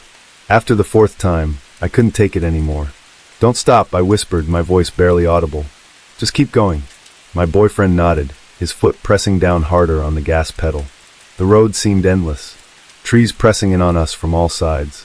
The air in the car felt heavy, like we were being suffocated by the darkness around us. Finally, we saw the lights of a small town in the distance. I felt a wave of relief wash over me, and I let out a breath I hadn't realized I was holding. The feeling of being watched slowly started to fade, but the fear was still there, lingering in the back of my mind. We made it home in record time, neither of us saying a word the rest of the drive. But even as we stepped into our house, the sense of dread didn't leave. The shadows seemed darker, and the air felt colder. I knew deep down that whatever we had encountered in those woods wasn't done with us. It had followed us, and it was only a matter of time before it made itself known again. Jack sat at his small kitchen table, the dim light from the bulb above casting long shadows across the room. The bright light from his laptop screen hurt his tired eyes as he scrolled through the endless pages of the essay he was struggling to finish before the deadline. The cursor blinked persistently, a stark reminder of his lack of punctuality. Jack's hand moved through his disheveled hair, suppressing a yawn. Concurrently pursuing 2 master's degrees while managing a demanding workload and maintaining a semblance of personal life had left him feeling frayed and exhausted. The daily routine was taking its toll, and he longed for something to rekindle the enthusiasm he once held for his academic pursuits. Sighing, Jack leaned back in his chair, stretching his arms over his head. He glanced around the cluttered kitchen, littered with coffee mugs and half-eaten meals piled high in the sink. As he refocused on his laptop screen, an unexpected pop-up ad caught his attention. Vibrant images of lush forests and rugged mountains filled the small window, accompanied by bold text. Explore the untouched wilderness of Oregon. Guided hikes through state parks available now. Jack's heart skipped a beat. The thought of escaping his monotonous routine for the serene beauty of Oregon's wilderness seemed too good to be true. He could practically smell the fresh pine air, feel the crunch of leaves under his boots, and hear the calls of wildlife echoing through the trees. It was a chance for him to take the day to slow down, to unwind and enjoy the beauty that is Mother Nature. The following morning, Jack awoke with a renewed sense of determination. As the first rays of sunlight filtered through the blinds of his apartment, illuminating the cluttered kitchen, he reflected on the previous night's research. Although guided by enthusiasm rather than comprehensive knowledge, he diligently packed the necessary supplies for his upcoming hiking expedition. A couple of changes of clothes, a flashlight with almost dead batteries, a Swiss Army knife his dad had given him years ago, and a large bag of trail mix he hoped would suffice for sustenance. He threw in a water bottle and a first aid kit he found buried in a drawer, its contents mostly expired. "All right, Max," Jack called out to his little Jack Russell Terrier, who had been watching him with curious eyes from the comfort of his dog bed. "Time for an adventure." Max bounded up eagerly, his tail wagging furiously as Jack attached his leash. "We're going hiking, buddy," Jack said with a grin, scratching behind Max's ears. "You're going to love it." With the backpack slung over one shoulder and Max happily trotting beside him, Jack locked the door to his apartment behind him and headed towards the parking lot where his beat-up old sedan was waiting. Loading his gear into the trunk, Jack couldn't suppress the surge of excitement bubbling inside him. This spontaneous decision felt like a breath of fresh air compared to the suffocating routine he had grown accustomed to. As he drove, Jack couldn't help but feel a mix of nervousness and exhilaration. He glanced over at Max, who was sitting proudly in the passenger seat with his head out the window, tongue lolling happily in the breeze. The road stretched out before them, winding through rolling hills and dense forests. Jack's mind raced with thoughts of the adventure ahead, the mysteries waiting to be uncovered in Oregon's untouched wilderness. Jack and Max arrived at the trailhead just after noon, the sun hanging high in the sky and casting waves of heat down onto the lush green forest below. Jack parked his car in the crowded lot, feeling a mix of excitement and trepidation. He glanced at Max, who was already eager to explore, bouncing on his paws as Jack opened the car door. "All right, Max, let's go see what we can find," Jack said, grabbing his backpack and making sure Max's leash was secure. The parking lot buzzed with activity, hikers and families preparing for their own adventures, but Jack was focused on the treeline ahead, eager to escape into the solitude of the woods. As they approached the edge of the woodland, a large wooden sign displaying a detailed map of the available trails came into view. The sign used a color-coded system, with each trail designated by a different color. Jack meticulously studied the map, trying to understand the intricacies of the various routes. Although the specific meaning of the colors escaped him, he guessed that they probably indicated varying degrees of difficulty. Jack traced his finger along a black trail, which seemed to loop deep into the forest before circling back. "This one looks interesting," he said to Max, who barked in agreement. Without giving it much more thought, Jack set off down the trail, eager for the adventure. The trail started out wide and well-trodden, winding gently through the trees. The sounds of the parking lot quickly faded away, replaced by the rustling of leaves and the occasional chirp of a bird. Jack took a deep breath, savoring the fresh pine-scented air. This was exactly what he had been craving, a break from the suffocating routine of his daily life. As they ventured deeper, the trail began to narrow, the terrain becoming more rugged. Rocks and roots jutted out from the ground, making the path uneven and difficult to navigate. Jack stumbled a few times, cursing under his breath, but his determination didn't waver. Max, on the other hand, seemed to thrive in the challenging environment, darting ahead and sniffing at everything with boundless energy. A few hours had passed since Jack and Max had set off on the trail.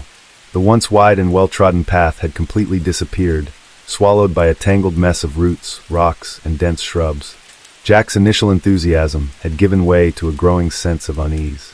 His water bottle was almost empty, and his muscles ached from the relentless hiking. "Come on, Max," Jack muttered, wiping sweat from his brow. "We have to find a marker or something. We can't be that far off track." Max, sensing Jack's anxiety, stayed closer than usual.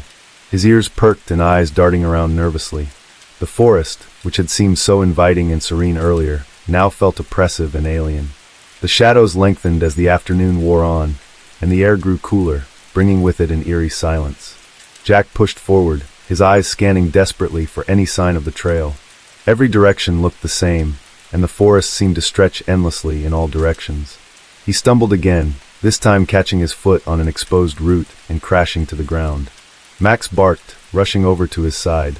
"Damn it," Jack cursed, pulling himself up and brushing dirt off his clothes. He took a deep breath, trying to calm the rising panic building in his chest. He tried to remember the map he had seen at the trailhead, but it was a blur in his mind. Jack pressed on, his steps growing slower and more cautious. The underbrush was thick, and he had to push branches aside to forge a path. The deeper they went, the darker and more claustrophobic the forest became. Jack glanced at the sky through the dense canopy, noting the sun's rapid descent. The threat of darkness was closing in, and with it came a growing sense of dread. "Damn it!" The voice came, warped and distorted as if the forest itself was trying to mimic him. Jack's blood ran cold. He stopped dead in his tracks, straining to listen. "Damn it!" The voice echoed again, warbled and wrong, sending chills down his spine. Max, sensing the danger, suddenly bolted, disappearing into the thick underbrush with a frightened yelp. "Max! Max! Come back!" Jack shouted, but his voice was swallowed by the oppressive silence. Panic surged through him as he realized he was now completely alone. He stumbled forward, trying to follow the sound of Max's frantic barking, but it quickly faded into the distance. "Max! Come back!" The voice mocked, closer and more insistent. Jack's heart pounded in his chest as he spun around, desperately trying to pinpoint its source. The forest seemed to twist and contort around him, every tree looking the same, every shadow hiding potential threats. "Stay calm," Jack muttered to himself, his voice trembling.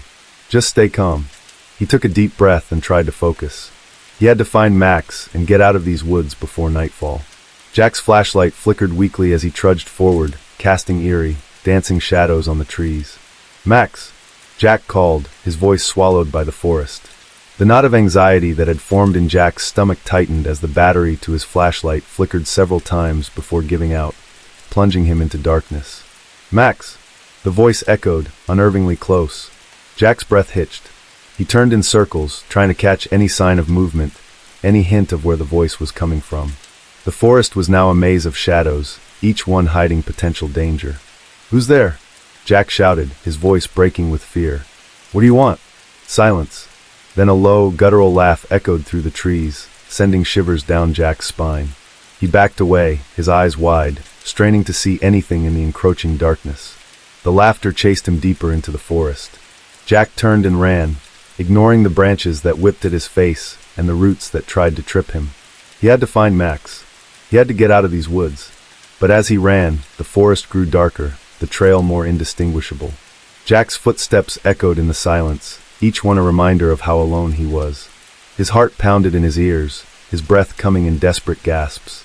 Suddenly he stumbled into a small clearing, the last light of the setting sun casting a dim glow over the area. Jack collapsed to his knees, panting heavily. He looked around, hoping to see Max, but the clearing was empty. "Max," he whispered, his voice breaking. Tears welled up in his eyes as he realized the full extent of his situation. Jack glanced at the sky through the dense canopy, noting the sun's rapid descent. The threat of darkness was closing in, and with it came a growing sense of dread. "Jack!"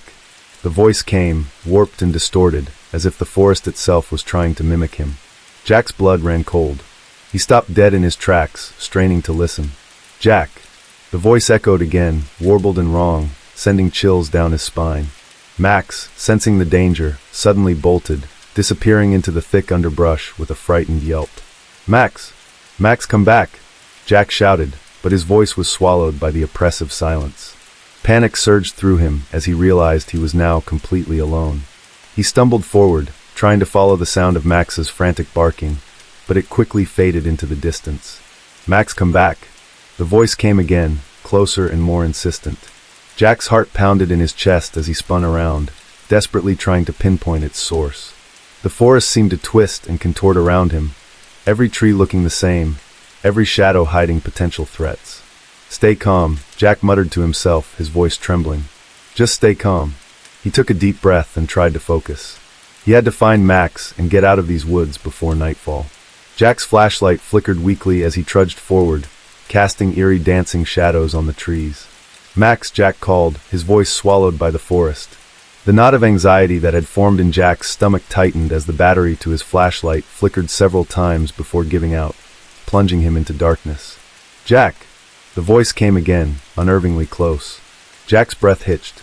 He turned in circles, trying to catch any sign of movement, any hint of where the voice was coming from. The forest was now a maze of shadows, each one hiding potential danger. "Who's there?" Jack shouted, his voice breaking with fear. "What do you want?" Silence. Then a low, guttural laugh echoed through the trees, sending shivers down Jack's spine. He backed away, his eyes wide, straining to see anything in the encroaching darkness.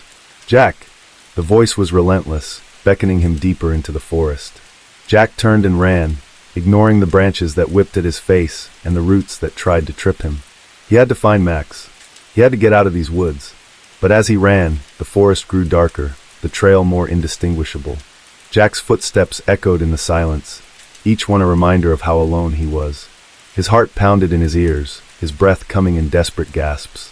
Suddenly, he stumbled into a small clearing, the last light of the setting sun casting a dim glow over the area. Jack collapsed to his knees, panting heavily. He looked around, hoping to see Max, but the clearing was empty. Max, he whispered, his voice breaking.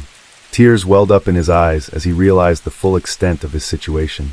He was lost, alone, and being hunted by something that could mimic his own voice.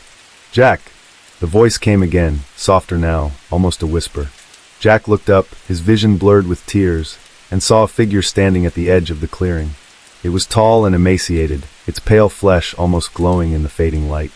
Hollow black eyes stared back at him, and a twisted smile played on its lips. Jack backed away, his mind racing for a plan, any plan. But the forest had turned into a labyrinth, and every path seemed to lead deeper into darkness. He knew he couldn't outrun the creature, but he had to try.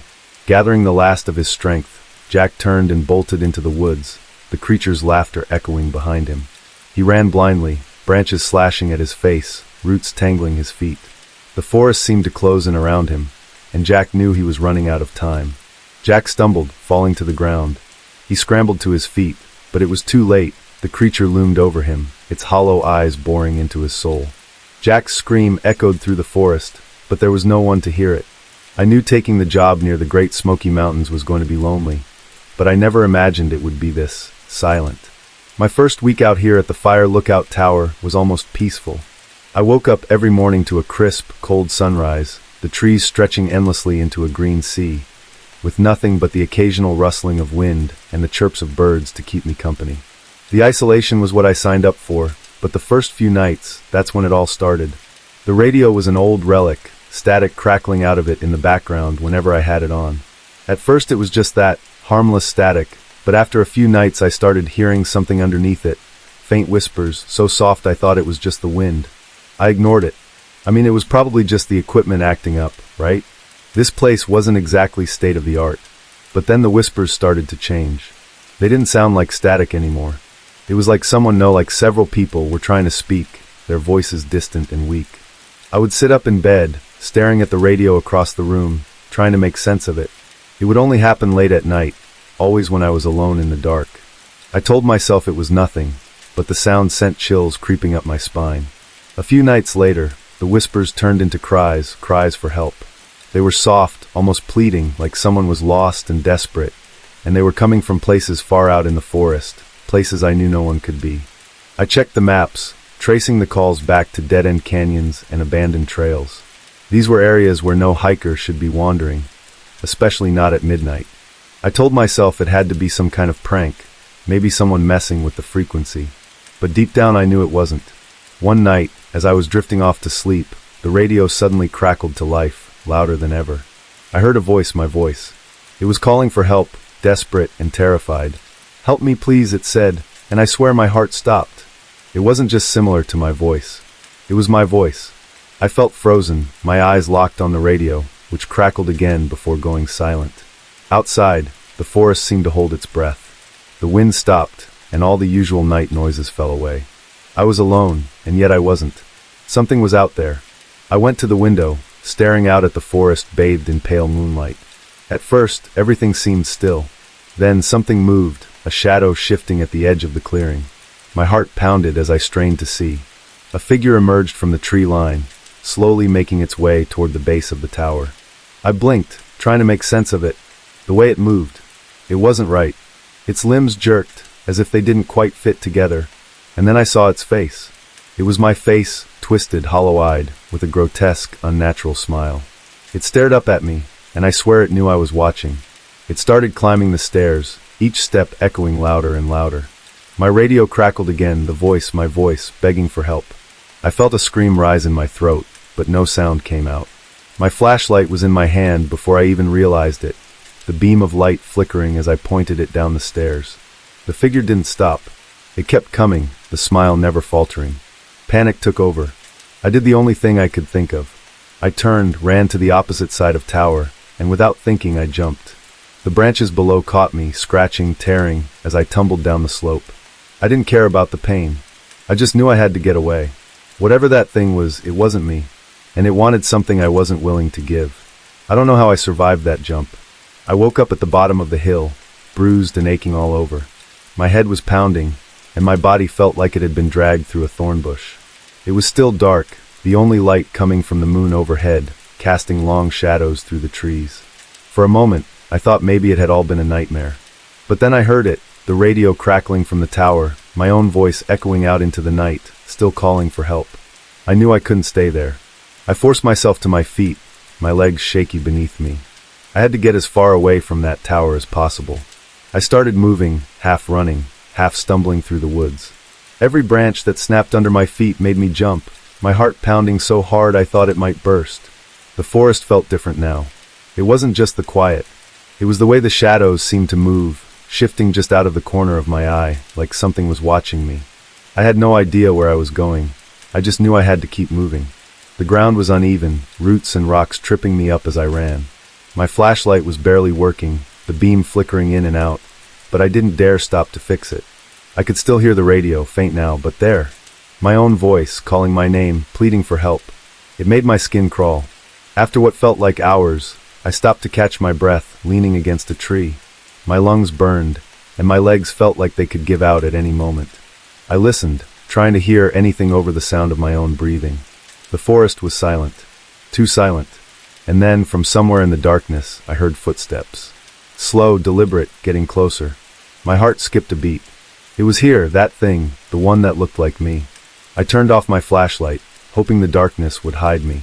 I pressed myself against the tree, trying to stay as quiet as possible. The footsteps were getting closer. I could hear the crunch of leaves, the snap of twigs, each step echoing in the stillness. My breath caught in my throat as I saw it, a shadow moving through the trees, its head turning slowly from side to side, like it was looking for something. Looking for me.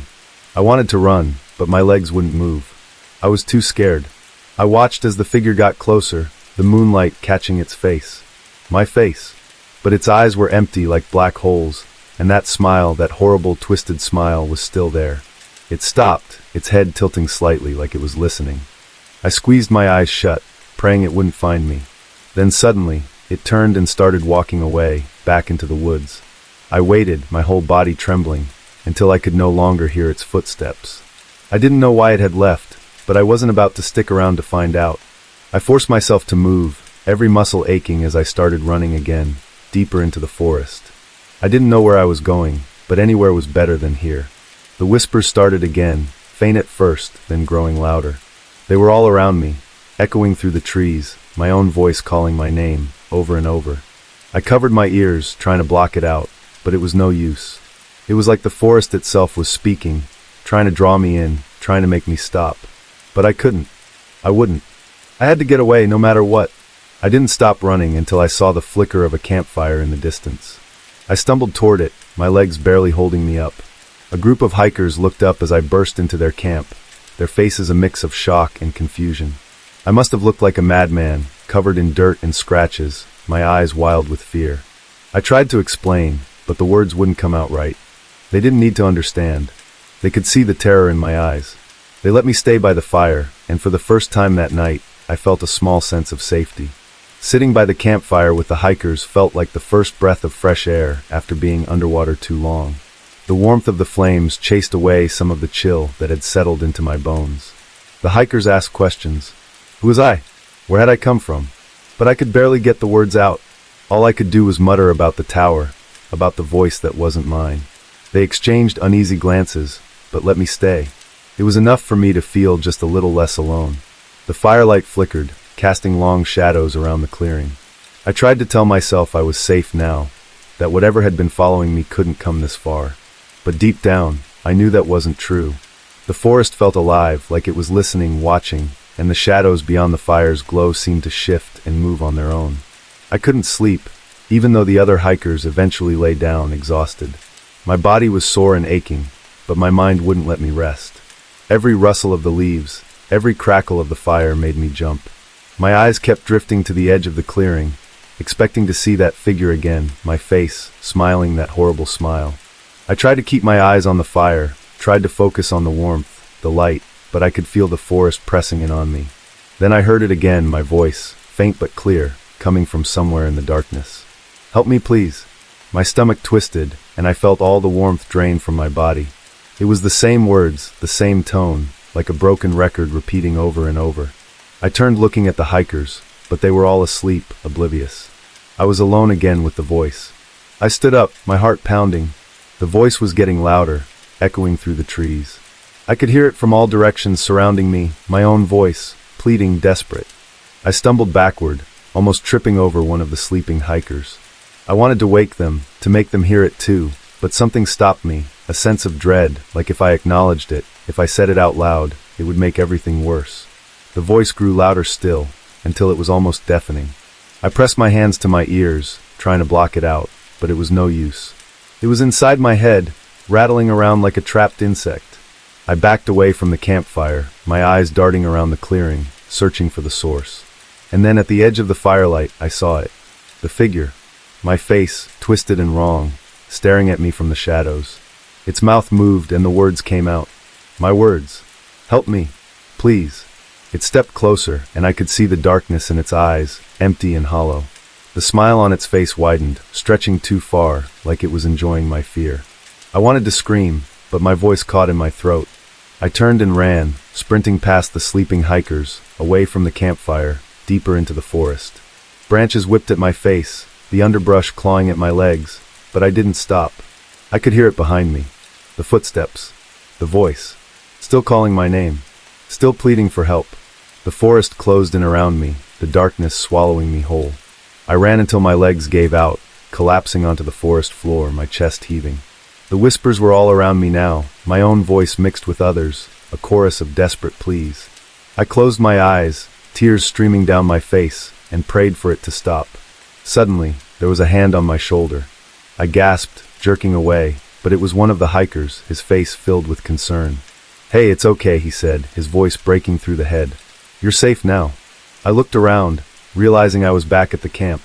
The other hikers were awake, their faces worried, the fire still crackling nearby.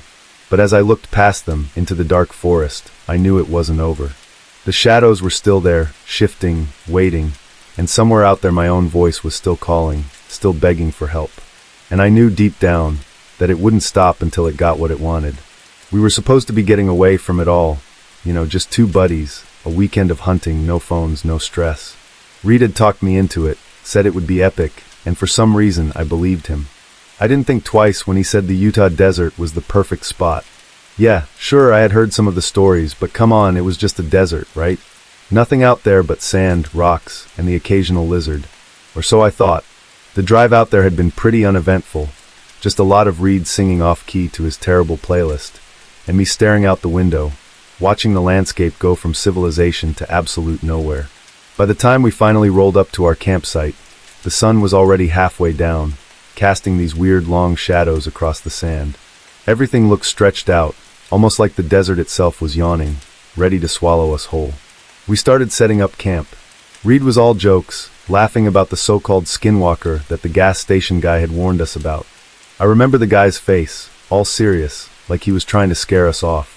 Reed just laughed it off. I don't know, it kind of stuck in my head.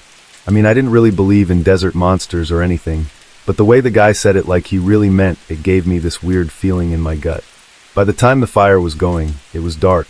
Not just the sun's down dark, but pitch black, the kind where you can't see anything beyond the circle of firelight. The wind started picking up too, whistling through the rocks around us, and it almost sounded like voices. I tried to shake it off, but every now and then, I'd catch a whisper, just a flicker of sound that made the hairs on my neck stand up. Reed kept talking, kept joking about everything, but I could tell even he was feeling it. He kept glancing around, his eyes darting to the shadows just beyond the fire. And me, I felt like something was out there watching. It's hard to explain, but it was this heaviness in the air, like the darkness wasn't just empty, like it had weight, and it was pressing in on us. The temperature dropped fast. 1 minute we were fine, and the next I was shivering, my breath puffing out in white clouds. I pulled my jacket tighter, my eyes scanning the rocks again. The shapes looked different now, twisted and wrong, almost like they were moving. I blinked, trying to clear my head, but it didn't help. Everything felt wrong. Reed finally went quiet, just poking at the fire. And that's when I heard it, a rustling sound, too deliberate to be the wind. My head snapped up, and I saw something, just for a second, a flash of movement, low to the ground. It was quick, gone before I could even focus on it, but my heart started pounding. I looked at Reed, but he just shrugged, muttering something about jackrabbits. I tried to believe him, but I knew it wasn't a rabbit. The night stretched on, every second feeling longer than the last.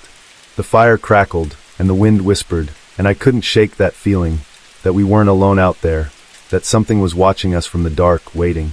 And the worst part, I think Reed felt it too, he just wouldn't say it. We were out there to get away from it all, but all I wanted now was to get away from this place, from whatever was hiding in the dark. It must have been close to midnight when I heard it again, that rustling noise, only this time it was louder. I froze, my eyes straining to see beyond the flickering glow of our campfire.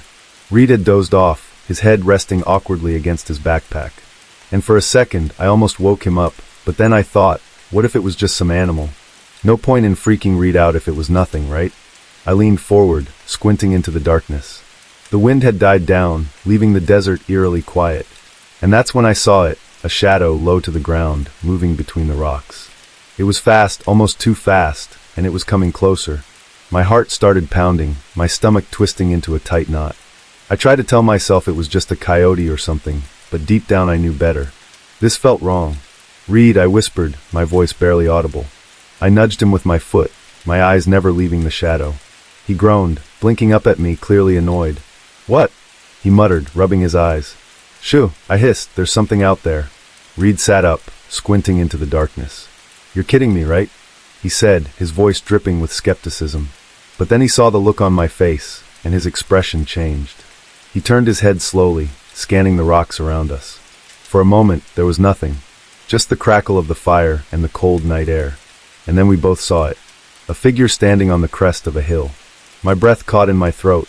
It was a person, or at least it looked like one. But there was something off about it, the way it stood, almost too still, like it was frozen. And then Reed gasped, his voice cracking. That's me," he whispered. I stared at the figure, my mind struggling to make sense of what I was seeing.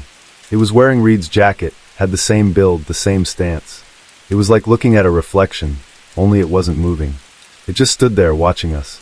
My heart was hammering in my chest, my mouth dry. I glanced at Reed, and the fear in his eyes mirrored my own. "We need to go," I said, my voice barely a whisper. Reed nodded, his face pale. We scrambled to our feet, grabbing whatever we could. My hands were shaking so badly that I almost dropped my flashlight. The figure on the hill didn't move, but I could feel its eyes on us, watching, waiting. As we started to back away, I heard something, a laugh. It was soft at first, almost like the wind, but then it grew louder, echoing across the desert. My blood ran cold. It was Reed's laugh, but twisted, mocking. I looked at Reed, and he shook his head, his eyes wide with fear. "That's not me," he whispered, his voice trembling. Panic set in, and we turned, running toward the truck. The sand was loose beneath our feet, making every step feel like a struggle. Behind us, the laughter grew louder, followed by the sound of something moving, something fast. I glanced over my shoulder, and my heart nearly stopped. The figure was gone, but there was something else now, a shape, low to the ground, darting between the rocks, its eyes glowing in the darkness. "Run," Reed shouted, and I didn't need to be told twice. My lungs burned, my legs felt like they were made of lead, but I kept running, the truck finally coming into view. I could hear it behind us, that thing, its footsteps too quick, too deliberate. The air was filled with that horrible, twisted laughter, echoing in my head. We reached the truck, and I fumbled with the door, my fingers numb from fear. Reed was already in the driver's seat, and as soon as I got in, he started the engine. The headlights flicked on, and for a split second I saw it, a creature, half coyote, half something else. Its body twisted, its eyes locked on mine, and then Reed hit the gas, and we were speeding away, the desert blurring around us. The laughter faded into the distance, but I knew it wasn't over. Whatever that thing was, it was still out there, watching, waiting, and as we drove, the only thing I could think was that we should have listened to the warnings. We never should have come to the Utah desert.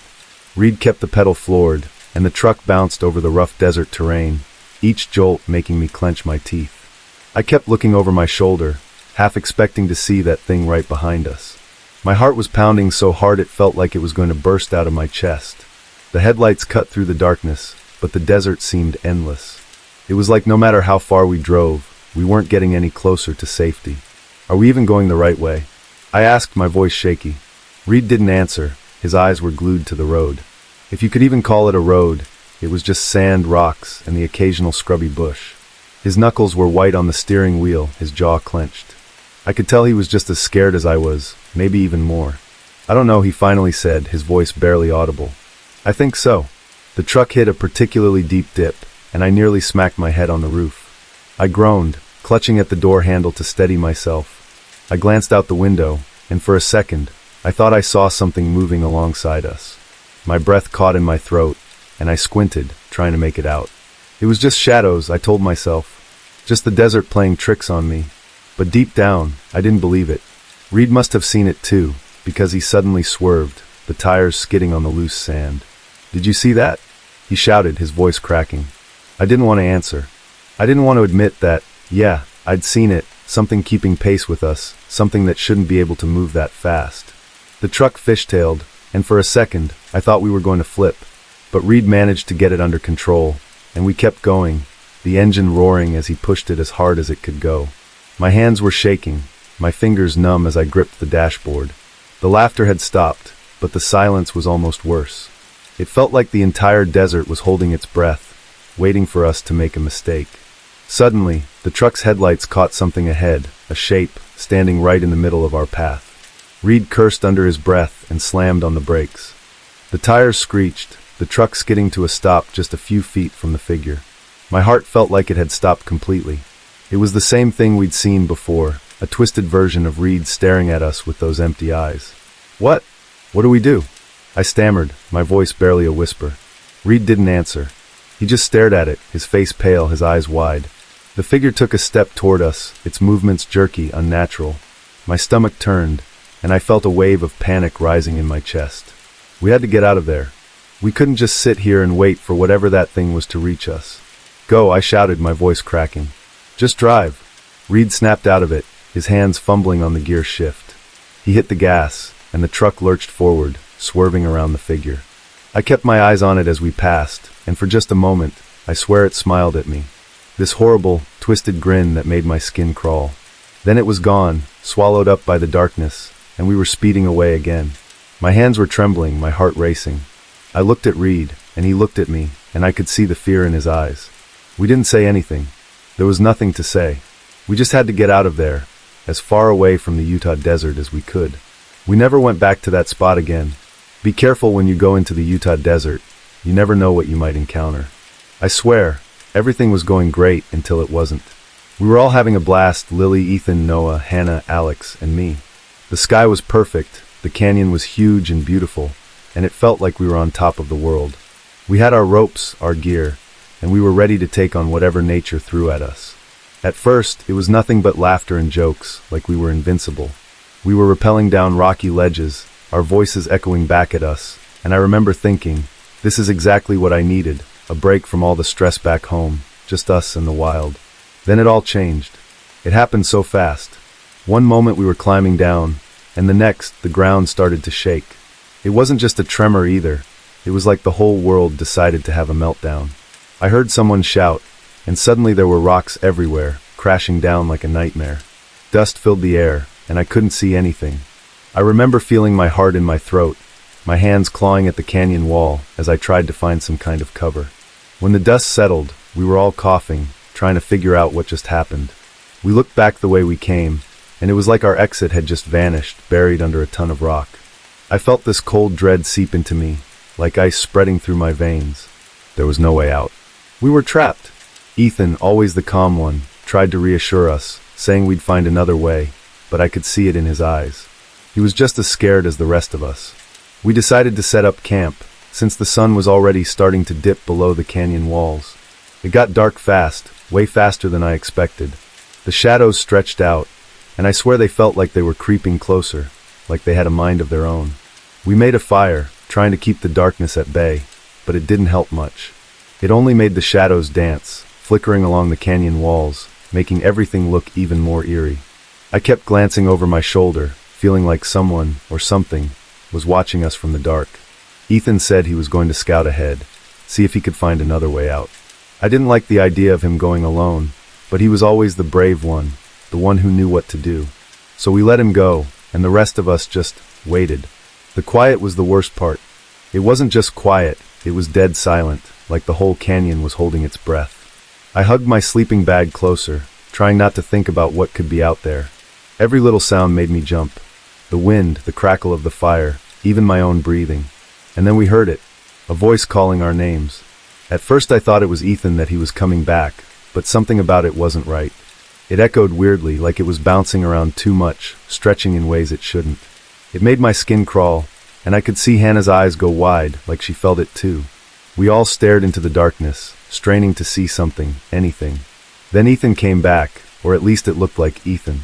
But the moment I saw him, I knew something was off. He moved weird, like his joints were stiff, and his eyes, they looked empty, like he wasn't really seeing us. He said he'd found a way out, but his voice was all wrong. Flat, emotionless. It didn't sound like Ethan at all. I felt my stomach drop, fear clawing its way up my throat. I wanted to scream, to tell the others that this wasn't Ethan, that we needed to run. But I couldn't move. I couldn't even breathe. Hannah grabbed my hand, her fingers digging into my skin. I think she knew too. We just stood there, staring at him, at it. The fire crackled between us, and for a second I thought I saw something underneath Ethan's skin, something dark and shifting, like it was trying to break free. I felt my heart pounding, and I knew, without a doubt, that whatever this thing was, it wasn't our friend. It was something else, something that wanted us to follow it, and I knew if we did, we'd never make it out of that canyon. We just stood there, staring at whatever had come back in Ethan's place. My mind was racing, and I could feel my knees trembling. I mean, it looked like Ethan, sort of, but the more I looked, the more I realized it was all wrong. His smile was too wide, his eyes were too dull, and he just stood there, like he was waiting for us to make a move. I couldn't help but think, this isn't real, this isn't happening, but it was, and it was terrifying. Noah spoke up first, his voice shaky. Ethan, you okay, man? He took a step forward, but I grabbed his arm before he could get too close. I didn't want any of us getting near, whatever that was. The thing pretending to be Ethan turned its head toward Noah, but it was such a jerky movement, like it wasn't used to having a neck. It said something about finding a way out, but the words felt empty, like they were just noises it had learned to repeat. Hannah squeezed my hand again, and I could tell she was just as freaked out as I was. I wanted to tell her everything was going to be okay, but I didn't believe it myself. My mouth was so dry I could barely swallow. I glanced at Alex, who looked like he was about to bolt at any second, his eyes wide and darting between the thing and the darkness behind us. I think we all knew we needed to do something, but none of us had a clue what. Running seemed like a bad idea, but staying put wasn't much better. The fire crackled, and the thing took a step closer. It was like it was testing us, seeing how we'd react. My whole body tensed up, and I could feel my pulse pounding in my ears. Noah took a step back, and I could see the fear in his eyes. I think we all realized right then that this thing wasn't going to leave us alone. It wanted something, and it wasn't just trying to help us find a way out. We need to move, I whispered, barely loud enough for Hannah and Alex to hear. I wasn't even sure where we were supposed to go, but I knew we couldn't just stand there waiting for whatever this was to make the next move. Hannah nodded, her eyes wide, and Alex swallowed hard, glancing around like he was trying to figure out an escape route. Noah turned back to us, and I could see the panic starting to take over. What do we do? He mouthed, his face pale. I didn't have an answer, but I remembered that narrow crevice we'd passed earlier. The one that looked like it barely had enough room for us to squeeze through. It wasn't much, but it was something. I leaned in close to the others, keeping my eyes on the thing that looked like Ethan. The crevice, I whispered. We need to get to the crevice. Hannah's eyes widened even more, but she nodded. I could feel her trembling next to me, and I knew she was just as scared as I was. I took a deep breath, trying to steady myself. We had to do this. We had to move, and we had to do it now. I gave Alex a nudge, and he nodded, his face set in determination, even though I could see the fear there too. Noah started inching back toward us, and that's when the thing moved again. It was like it suddenly realized we were trying to leave. It lunged forward, its limbs jerking awkwardly, and that was it. My heart leapt into my throat, and I turned, pulling Hannah with me. Run! I shouted, my voice cracking with panic. We sprinted toward the crevice, our feet pounding against the rocky ground. I could hear the thing behind us, its movements weird and unnatural, like it was trying to remember how to be human. The shadows seemed to close in, and my chest felt tight, like I couldn't get enough air. I reached the crevice first, throwing myself into the narrow gap. The stone scraped against my skin, but I didn't care, I just needed to get away. Hannah was right behind me, then Noah, then Alex. I could hear the thing, whatever it was, making this awful guttural noise like it was frustrated. I didn't dare look back, I just kept pushing forward, squeezing through the narrow space, my heart pounding so hard I thought it might burst. All I could think was that we had to make it. We had to get out of this canyon before it caught us. We finally made it through the crevice, but it didn't feel like much of a victory. My hands were scraped raw, and I could barely catch my breath. I collapsed against the canyon wall, trying to pull myself together. The others squeezed out one by one, each of them looking just as shaken as I felt. The air felt thick, like it was pressing down on us, making it impossible to think straight. I could still hear that awful noise behind us, echoing off the rocks. "Is everyone okay?" I asked, my voice shaky. It was a stupid question. We were obviously not okay, but I had to say something. I needed to know we were all still here. Hannah nodded, her face pale, and Noah gave me a thumbs up, though he looked like he was about to collapse. Alex just stared at the crevice, his eyes wide and unfocused, like he was expecting that thing to come crawling through any second. "We can't stay here," Noah said, his voice barely more than a whisper. He was right. We needed to keep moving, to put as much distance as we could between us and whatever was chasing us. But where were we even supposed to go? The canyon walls were towering above us, and everything looked the same in the dim light. For a second, I felt completely hopeless, like we were just running in circles, waiting for that thing to catch up. But then Hannah pointed up, her voice trembling as she spoke. "Look, there's a way up there." She was right. There was a narrow path leading upward, barely visible in the first light of dawn. It wasn't much, but it was something.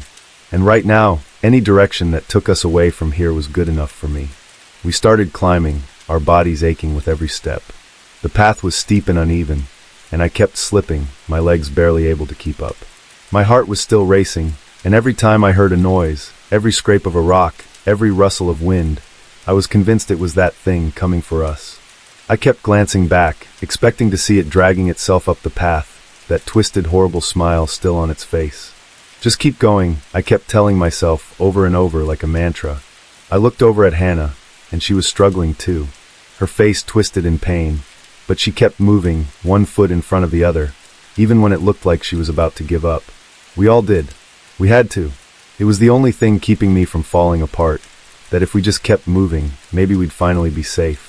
After what felt like hours, we finally reached the top. I pulled myself over the edge, collapsing onto the ground, my whole body trembling. The sun was starting to rise, painting the canyon in this soft, golden light.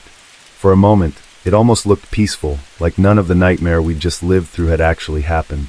But then I glanced back down, and my stomach twisted. There, at the entrance of the crevice, was the thing. It was just standing there, staring up at us, its face no longer even trying to look like Ethan. It was twisted, dark, and shifting, like something out of a nightmare. Its hollow eyes locked onto mine, and I felt this chill run through me, like it was promising that this wasn't over, not yet. I turned away, pulling myself to my feet. "We need to keep moving," I said, my voice barely more than a whisper. The others nodded, and we started walking, leaving the canyon behind us, the sun slowly rising higher in the sky.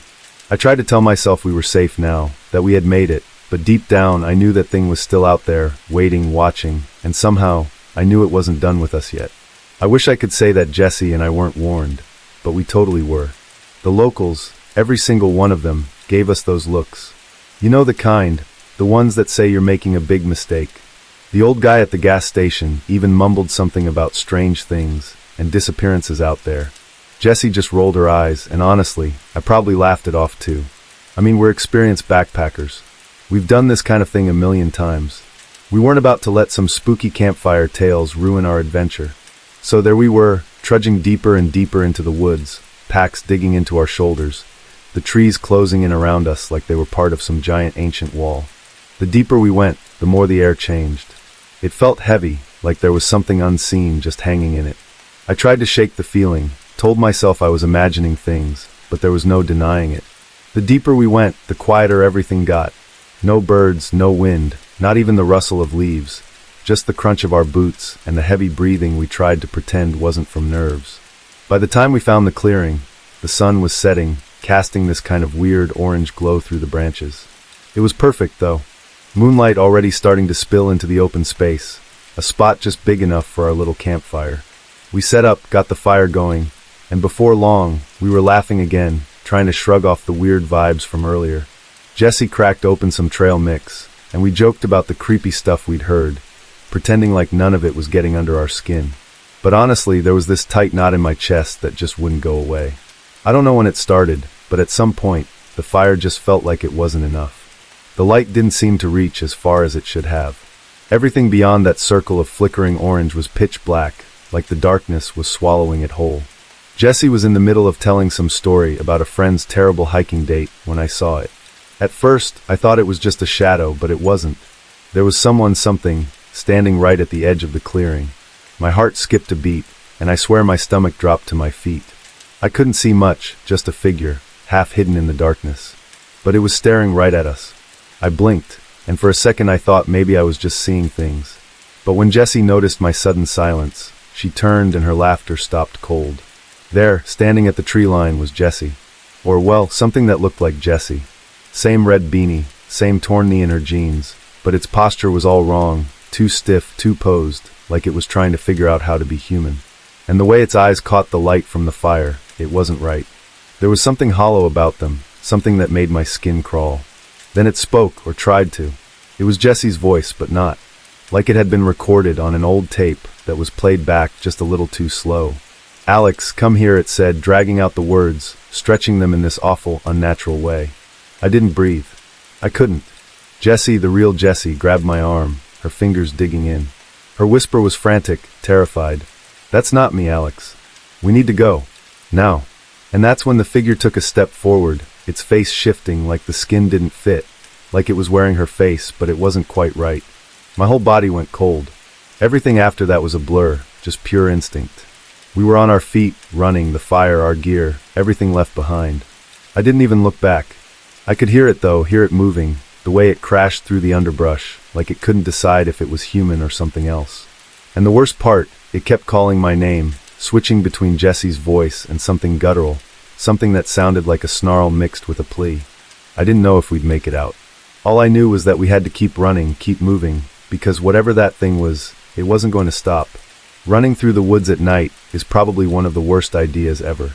Every branch seemed to reach out to grab me, and the ground was a mess of roots just waiting to trip me up. Jessie was just ahead of me, her red beanie bobbing up and down like some kind of desperate beacon in the dark. I kept my eyes glued to it, terrified of losing her, of being alone out here with whatever that thing was behind us. My lungs were on fire.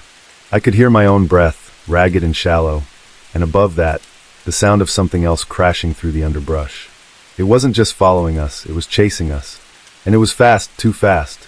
Every time I dared to glance over my shoulder, I swore I could see it just for a split second, its limbs bending in ways they shouldn't, its face, Jessie's face, twisting like it was trying to remember how to be human. And those eyes, dark empty pits that seemed to swallow the light. "Alex, come on," Jessie shouted, her voice breaking through my panic. She was already at the top of a small hill, waving her arm for me to hurry. I stumbled, my feet catching on a root, and I nearly went down. My knees hit the dirt, and for a terrifying moment, I thought that was it. I was done. But then Jessie was there, grabbing my arm, pulling me up, her eyes wide and wild. "We have to keep moving." I nodded, my throat too tight to speak, and we took off again. The thing behind us let out this awful noise, half scream, half growl, that made my skin crawl.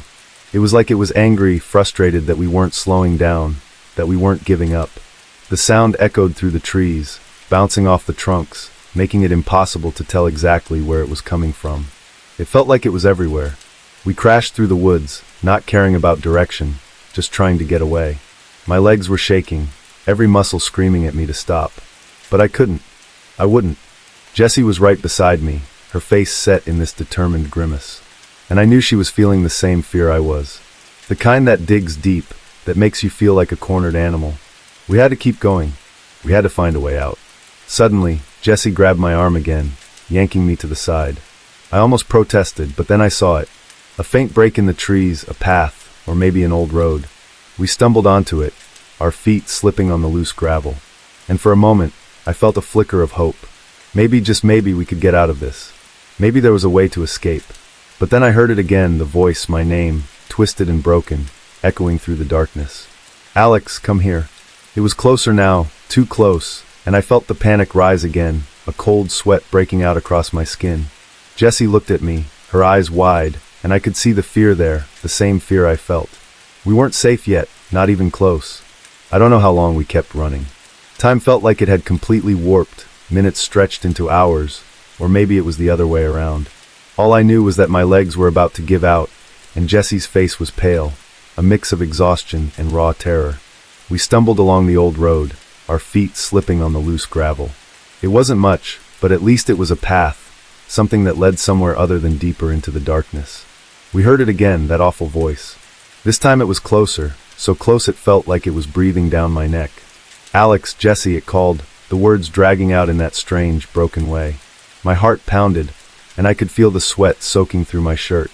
I tried to focus on moving, just one step in front of the other, but every rustle, every sound in the woods made me jump. Then, just when I thought I couldn't go any farther, we saw it. Headlights. A flicker of light through the trees. The rumble of an engine growing louder. I grabbed Jessie's arm, practically dragging her as we stumbled towards the light. A truck, an old pickup, was coming down the road. I waved my arms, shouting, my voice cracking from the strain. "Hey, stop, please." The truck skidded to a stop, gravel spraying as it did.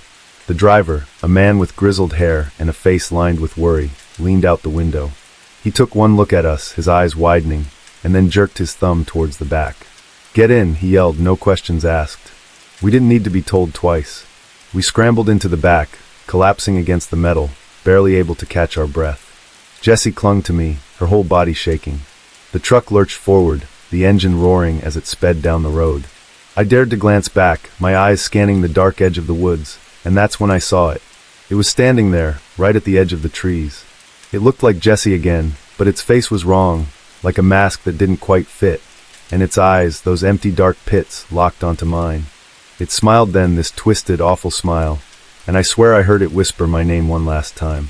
The sound carried over the roar of the truck's engine, and I felt a shiver run through me, all the way to my bones.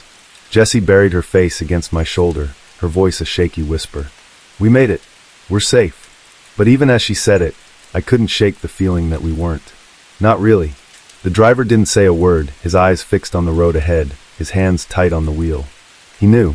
Just like the locals had known, some places weren't meant for people, and some things weren't meant to be seen.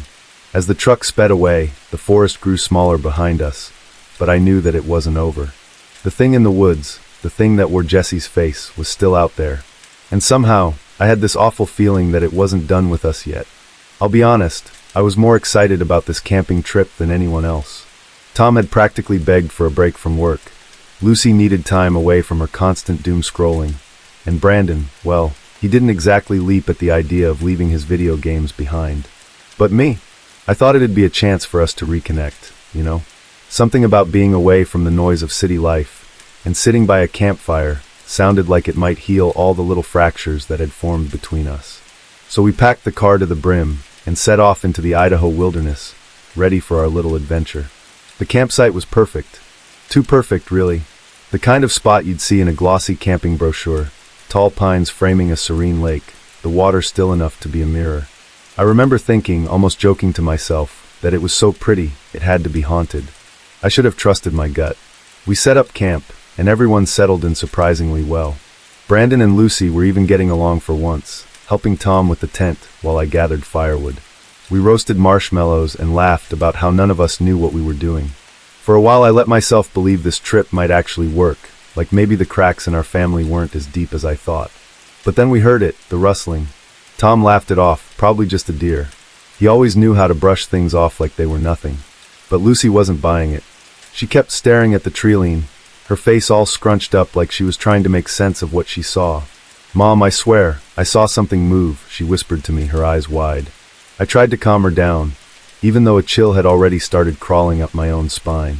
It's funny, I told myself that feeling was just my imagination. A deer, a raccoon, something normal.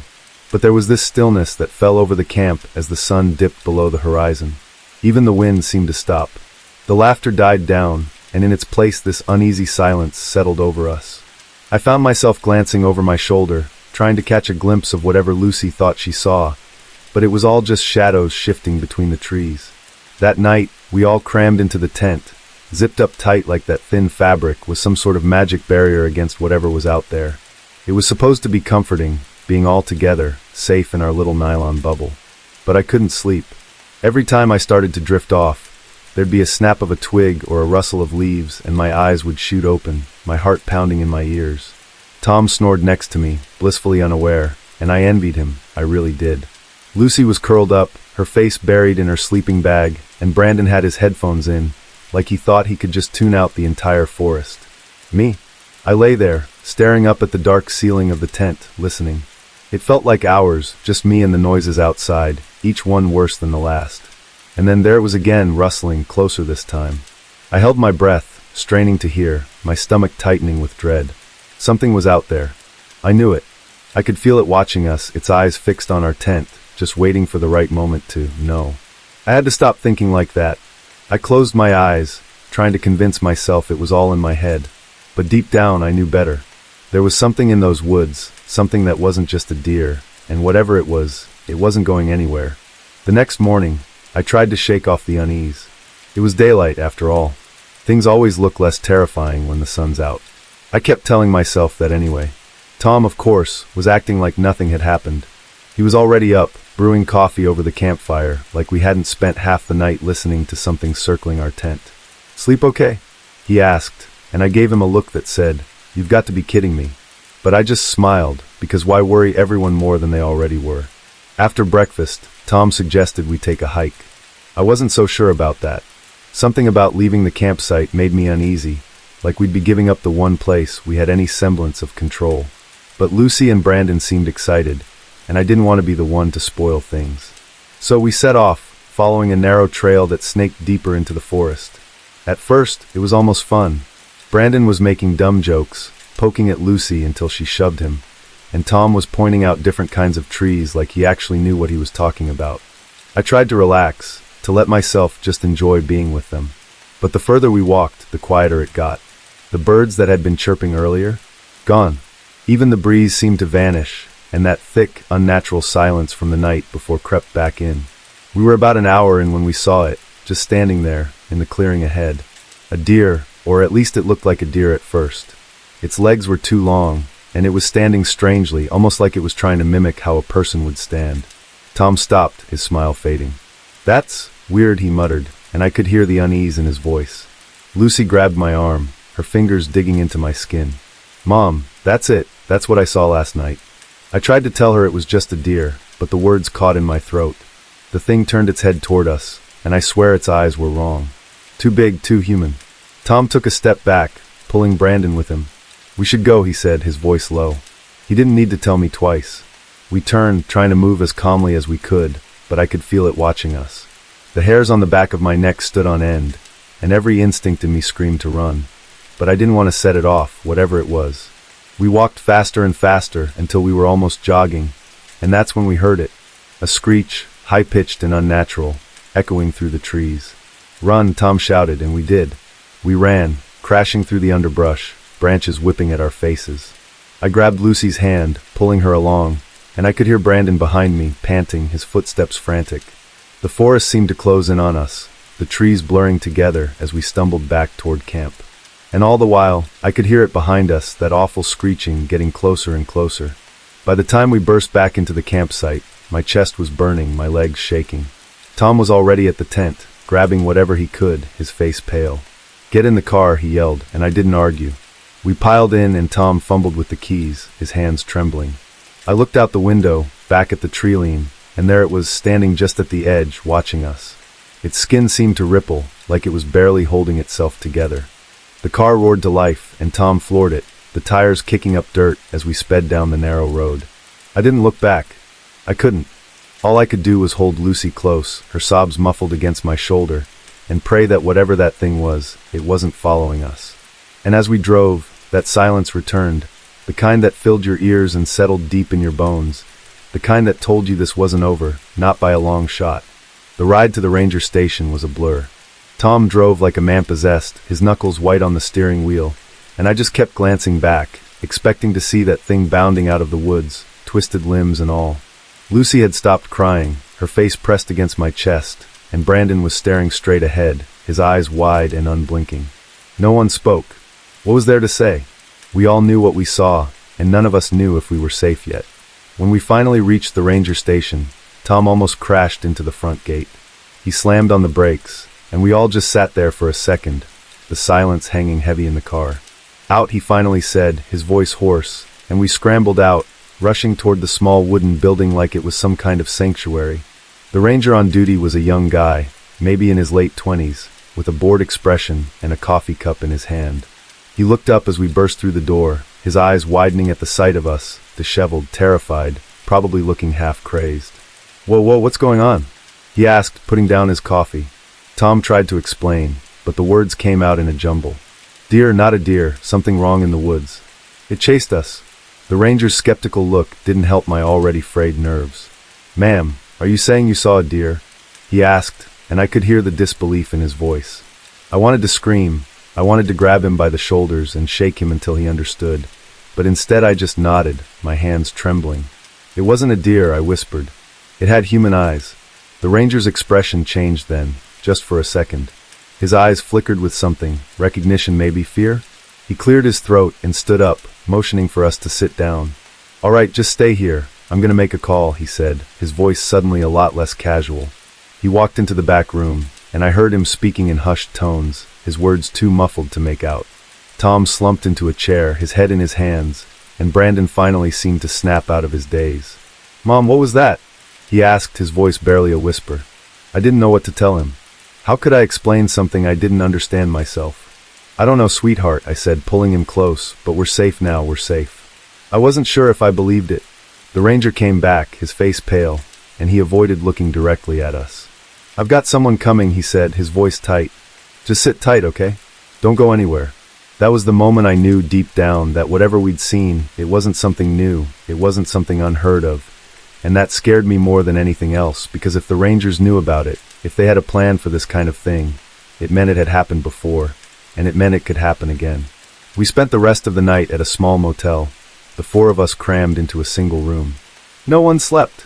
We kept the lights on, the curtains drawn tight, and every so often, I'd peek out, half expecting to see those eyes staring back at me through the window.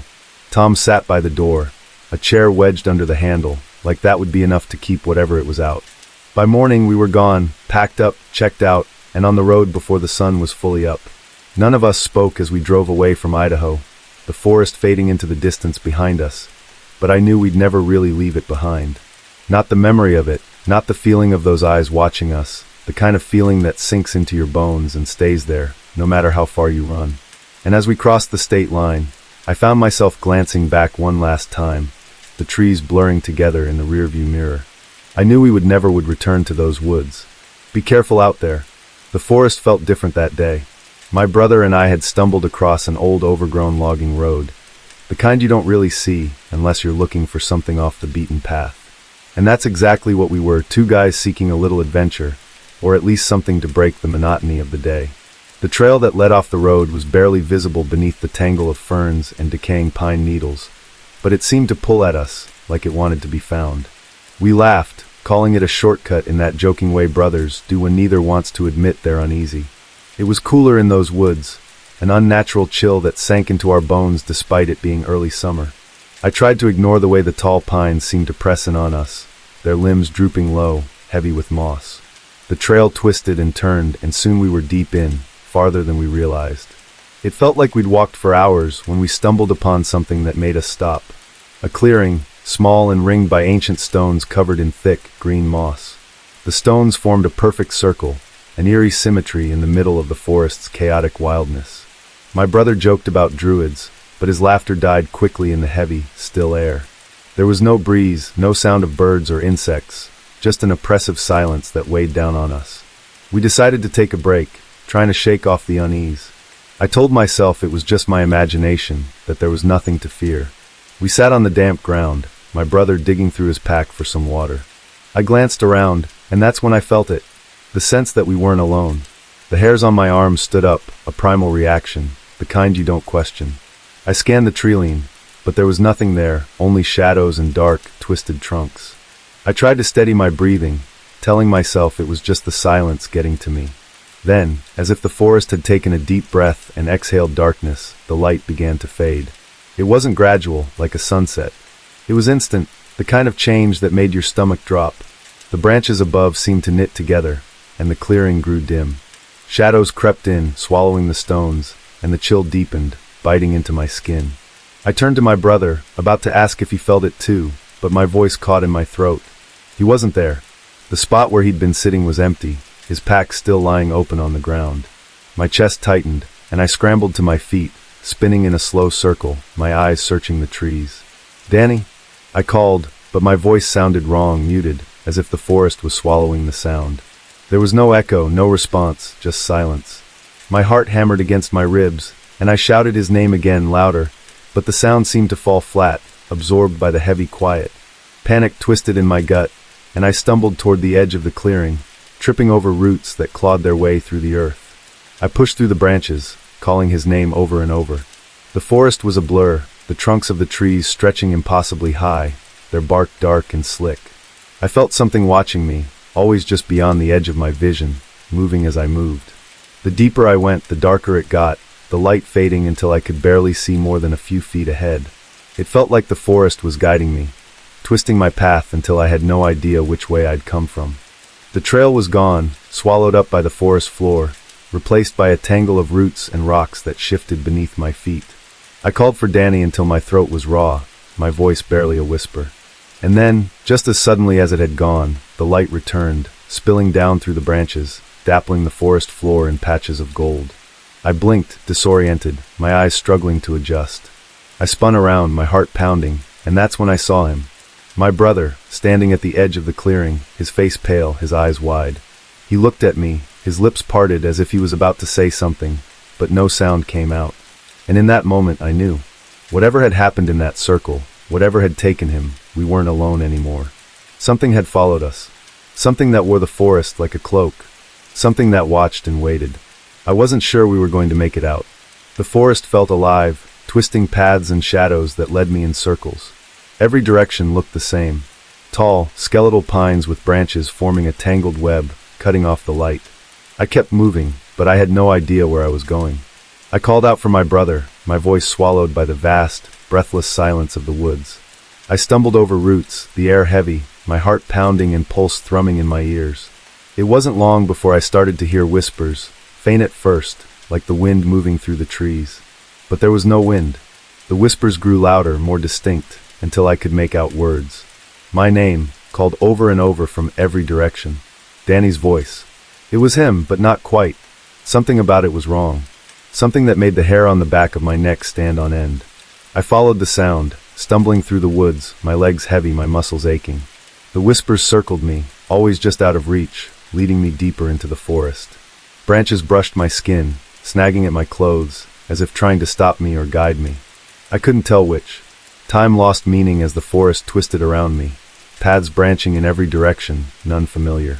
The deeper I went, the darker it became, until the world was nothing but shadows and faint light filtering through the leaves. I could feel something watching me, just beyond the edge of my vision, always moving when I wasn't looking. And then, just when I thought I couldn't take another step, I stumbled into a clearing.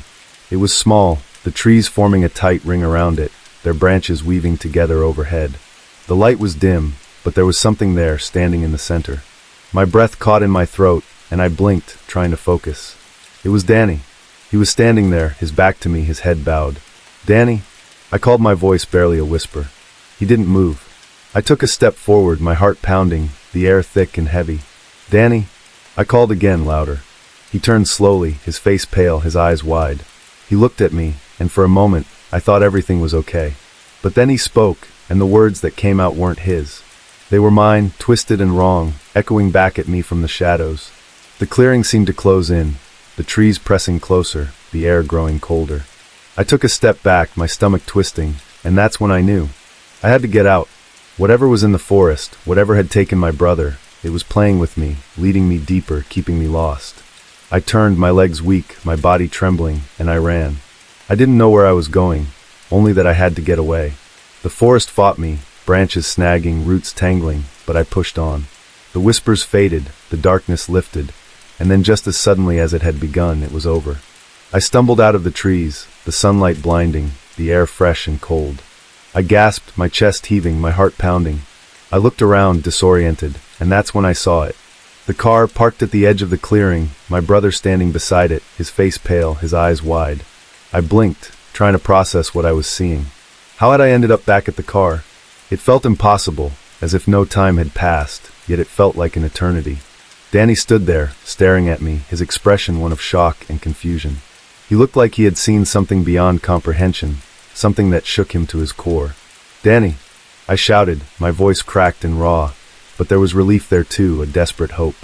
I stumbled toward him, my legs trembling, weak from what felt like miles of running. He turned to me, tears streaking his cheeks, his lips trembling as he said my name. "Where were you?" He choked out, his voice breaking. I thought you were gone." I opened my mouth to explain, but how could I? How could I tell him about the whispers, the way the forest twisted around me, leading me in circles, keeping me lost? How could I explain the feeling of something watching, something following, something that had worn his face and spoken in my voice? The words wouldn't come, so I just shook my head, my eyes burning as I looked at him. "We have to go," I said, my voice barely more than a whisper. "Now." He didn't argue. He turned, fumbling for the car keys, his hands shaking as he unlocked the door. I glanced back at the forest, the trees looming like dark sentinels, their branches swaying slightly in the breeze. There was something there, just beyond the tree-line, something that moved in the shadows, something that was watching us. I could feel it, a cold weight pressing down on my chest, a warning that we weren't safe, not yet. Danny got the car door open, and I all but threw myself inside, slamming the door shut behind me. He climbed in after me, his hands still trembling as he jammed the key into the ignition. The engine roared to life, the sound breaking the heavy silence that had settled over us. I kept my eyes on the forest as Danny pulled the car around, the tires skidding slightly on the loose dirt. "Don't look back," I whispered, my voice barely audible over the growl of the engine. "Just keep going." Danny nodded, his knuckles white as he gripped the steering wheel, his eyes fixed on the road ahead. The car lurched forward, and I watched as the forest slowly fell away behind us, the shadows deepening, the trees blending together into a solid wall of darkness. I could still feel it, that cold weight, that sense of something watching us, something waiting. The road twisted and turned, and I kept my gaze forward, refusing to look back. The feeling of dread lingered, a heavy knot in my chest that wouldn't go away, not even when we finally reached the main road, the lights of civilization flickering in the distance. I glanced at Danny, his face pale, his eyes hollow, and I knew he felt it too, that whatever had been in those woods, it wasn't finished with us. We drove in silence, the tension thick, neither of us daring to speak. The road stretched out ahead, winding through the hills, the trees growing sparser as we put more distance between ourselves and that cursed place. I kept expecting to hear it, the whispers, that echo of my own voice, but there was nothing, just the hum of the tires on the asphalt and the sound of our breathing, shallow and ragged. I don't know how long we drove, but it felt like hours before we finally pulled into our driveway, the familiar shape of our house coming into view. We got out of the car, moving like we were in a daze, our bodies heavy with exhaustion. The air was still, the night quiet, but I couldn't shake the feeling that we were being watched, that something had followed us, something that was waiting just out of sight. We went inside, locking the door behind us, the sound of the bolt sliding into place louder than it should have been. Danny looked at me, his eyes wide, and I could see the question there, unspoken, hanging between us. I didn't have an answer. I just shook my head, my throat tight, my heart still pounding. Whatever had happened in that forest, whatever had taken us, it wasn't over. We had made it out, but just barely, and deep down I knew we weren't safe. Not yet, maybe not ever. My uncle bought the land about 40 years ago. It was a whole 25 acres out in the middle of nowhere in the Pacific Northwest, deep in the forest where the trees grew thick and tall, and even the sky looked darker sometimes. He said he wanted a place to get away, to hunt and fish, and live like the old days, but there was something about that land that felt off right from the start. I could never put my finger on it, but it always felt like we weren't alone, even when there wasn't another soul for miles. The place had a strange history. Before my uncle bought it, there used to be an old logging camp there. It was the kind of place you hear stories about, people disappearing, accidents happening way too often. My uncle called them just stories, but I think deep down he knew there was something more to it. And even before that, the early settlers had done strange rituals on the land. I remember my uncle talking about finding old symbols carved into some of the bigger trees and stones stacked in strange circles. It was like they were trying to keep something in, or maybe out. Even the native Salish people stayed away from it. They called it the place of the shadow, and they knew better than to mess with whatever was out there. Uncle Jack was determined, though. He built a cabin with his own hands, a rough, ramshackle place that creaked whenever the wind blew. He added a smokehouse and even a lookout tower, but no matter what he did, the land stayed wild. It was like it was fighting back, like it didn't want us there. Whenever I wandered off by myself, I could feel it. The air would get colder, and I'd get this feeling in the pit of my stomach, like I was being watched. I tried to ignore it, but it's hard to ignore something that seems to follow you everywhere you go. The first time I really knew something was wrong, I was just a kid.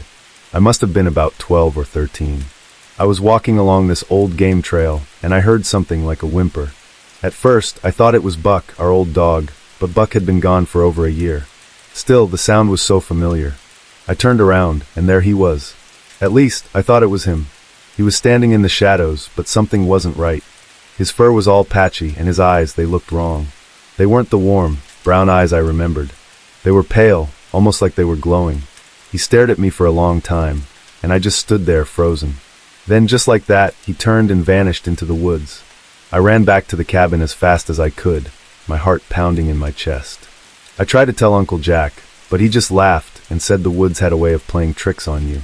Maybe he was right, but I couldn't shake the feeling that whatever I saw wasn't just a trick. It was something else, something that didn't want us there. And as the years went by, things only got stranger. The land never felt like it belonged to us. It felt like it was watching, waiting, and no matter what Uncle Jack did, it never let us forget that we were the outsiders. By the winter of 2023, things had started getting worse. Uncle Jack and my cousin Sam were spending most weekends out on the land, hunting and trying to make it feel like home. But the place had other ideas. It seemed like every time they went out there, something strange would happen, like the land was trying to push them away. One morning, I remember they came back to town looking spooked. Sam wouldn't talk about it, but Uncle Jack finally told me what they had found. There were animal bones, laid out right in front of the cabin door in a weird shape, like a star, but with extra lines crisscrossing through it. It looked too perfect to be random. Uncle Jack said it must have been coyotes or something, but I could tell he didn't believe it himself. He tried to laugh it off, but his eyes were worried. The cabin wasn't safe either. They found deep scratches along the walls, like something had been trying to claw its way in. It wasn't the kind of marks that raccoons or even bears would leave. These were long and jagged, and they went all the way up to the roof. Sam decided they needed to put up some cameras to figure out what was happening. They set up a few motion-activated ones around the cabin, hoping to catch whatever was doing this. The next weekend, they went back. Sam was excited, thinking they'd catch some wild animals on camera. But when they checked the footage, all they got was static and weird flashes of light. It was like the cameras went crazy during the night. The weirdest part was, at one point, there was something on the footage. It was only for a second, but they both swore they saw it. A tall, skinny figure standing near the edge of the clearing. It moved so fast that by the time they replayed the clip, it was gone. Uncle Jack tried to act like it was nothing, but Sam was shaken. He said it looked like a person, but not quite right. Too thin, too tall, and the way it moved. It just wasn't natural. That wasn't the only thing. One night, Uncle Jack woke up to the sound of scratching on the roof. He grabbed his flashlight and went outside to check. What he found made his stomach turn. A fox was hanging from the branches above the cabin, like it had been placed there on purpose. Its eyes were wide open, and its face looked frozen in terror. There wasn't a mark on its body, like it had just died of fear. The cameras went dead that same night. Their batteries drained, even though they'd just put new ones in. The worst part happened when Uncle Jack was sitting up in the lookout tower. It was late, and everything was quiet. Then, out of nowhere, he heard someone whispering his name. It was soft, almost like the wind, but he knew that voice. It was his brother, the one who had died years ago. It called to him, telling him to come down. Uncle Jack said he felt like he was in a trance, like he almost climbed down without thinking. But then he snapped out of it, and the whispering stopped. He didn't tell Sam about that one, but I could see it in his eyes. Whatever was out there, it was getting closer. The next weekend, Sam decided he couldn't take it anymore. He was tired of feeling scared, tired of whatever was messing with us. So he told Uncle Jack he was going to explore the far corner of the property, the part no one really went to. It was thick with old trees, the kind that twist together overhead and block out the sun, and the ground was covered with vines that made it hard to walk. It felt like a place that didn't want to be found. I went with him. I wasn't about to let Sam go alone, even though I was terrified of what we might find. We made our way through the woods, the air feeling colder with every step we took. It was so quiet. No birds, no wind. Just the crunch of our boots on the leaves, and the sound of our breathing. After a while, we came across a small clearing, and that's when we saw them. The graves. There were about a dozen of them, lined up in neat rows. Each one was marked with a stack of stones, and the earth looked like it had been disturbed recently. I felt this chill go down my spine, and I knew deep down that we shouldn't be there. Sam must have felt it too, because he just stood there, staring, his face pale. He whispered, "We need to go." I nodded, but we didn't move right away. It was like something was holding us there, daring us to step closer. Eventually we turned and made our way back to the cabin. Uncle Jack didn't believe us at first, but Sam was determined. He convinced Uncle Jack to come see the graves for himself. The next morning, we all went back, and this time Uncle Jack brought his metal detector. I think he was hoping it would be some kind of explanation, maybe old tools or something that could make sense of what we saw. But when he passed the metal detector over the graves, nothing happened, at least not at first. It was quiet until we got to the last grave, the one that was a little further away from the others. The detector went off like crazy. Uncle Jack frowned and tried again, but it kept beeping. The air around us felt thick, like it was harder to breathe. I remember looking at Sam and seeing the fear in his eyes. We weren't supposed to be here. I could feel it, like the land itself was angry. Uncle Jack wanted to dig, but Sam and I begged him not to. Something about that place was wrong. Finally, he gave in, and we left the graves alone. We walked back to the cabin in silence, none of us knowing what to say. After that day, Uncle Jack stopped staying in the cabin. He moved his camper down by the road, closer to town. Sam stopped coming out altogether, and honestly, I couldn't blame him. Whatever was out there, whatever was buried in those graves, it didn't want us around. And now, we knew better than to push our luck. I had decided to spend a weekend camping in the deep woods, far away from the noise and chaos of the world. I wanted peace, a chance to clear my head, and I thought there was no better way to do that than to surround myself with the beauty of nature. After hiking for hours, I finally found what seemed like the perfect spot, a secluded area far off the main trail, right by a small, calm pond. The sunlight sparkled on the water, and the trees swayed gently in the breeze. It was beautiful, quiet, and exactly what I needed. I spent the rest of the day setting up camp. I pitched my tent near the pond, gathered enough firewood to last through the night, and made a small fire pit. As the sun began to dip below the horizon, I felt a deep sense of satisfaction. Everything was ready, and the worries I had brought with me started to melt away. I sat by the fire, the flames crackling and popping, watching as the shadows danced on the ground. I roasted a hot dog over the fire and ate it slowly, savoring the simple meal. When the sky darkened completely, the stars began to emerge, twinkling brightly against the deep blue. I leaned back and watched them, the fire warming my face while the air around me cooled. The night felt peaceful. There was something almost magical about being alone out there, just me, the pond, the trees, and the wide open sky. For the first time in a long time, I felt at ease. My thoughts grew quiet, and I began to drift into a comfortable state of relaxation. But as I sat there, staring into the flickering flames, I had a strange feeling, just for a moment, that I wasn't entirely alone. I glanced around, my eyes scanning the dark shapes of the trees, but saw nothing unusual. I shook it off, telling myself it was just my imagination. After all, it was my first night alone in the woods. A little nervousness was normal, right? I threw another log onto the fire and forced myself to relax. Eventually, I grew tired and decided to call it a night. I made sure the fire was completely out, pouring water over the remaining embers until they hissed and went dark. I crawled into my tent, zipping it up behind me, and settled into my sleeping bag. As I lay there, the forest sounds surrounded me, the soft croak of frogs by the pond, the rustling of leaves as a gentle breeze blew through the trees, and the occasional hoot of an owl somewhere in the distance. Slowly, my eyelids grew heavy, and I drifted off to sleep. Sometime in the middle of the night, I woke up suddenly. My heart was pounding, and I had no idea why. The air in the tent felt cold, and I shivered as I sat up, straining to listen. Everything was quiet. Too quiet. The comforting sounds of the forest had vanished, leaving an eerie silence in their place. I felt a chill run down my spine, and I couldn't shake the feeling that something was wrong. Carefully, I unzipped the tent just enough to peek outside. My breath caught in my throat. The campfire, which I had made sure to put out, was burning again, the flames flickering and casting long, shifting shadows across the ground. I stared at it for a moment, my mind struggling to make sense of what I was seeing. I knew I had put it out. I remembered pouring water over it, watching the embers sizzle and die. So how was it burning again? I crawled out of the tent, my heart pounding harder with every movement. The air was colder than before, and the silence pressed in on me from all sides. Something wasn't right. My gear, my backpack, my boots, even the small pot I had used to boil water, looked like they had been moved.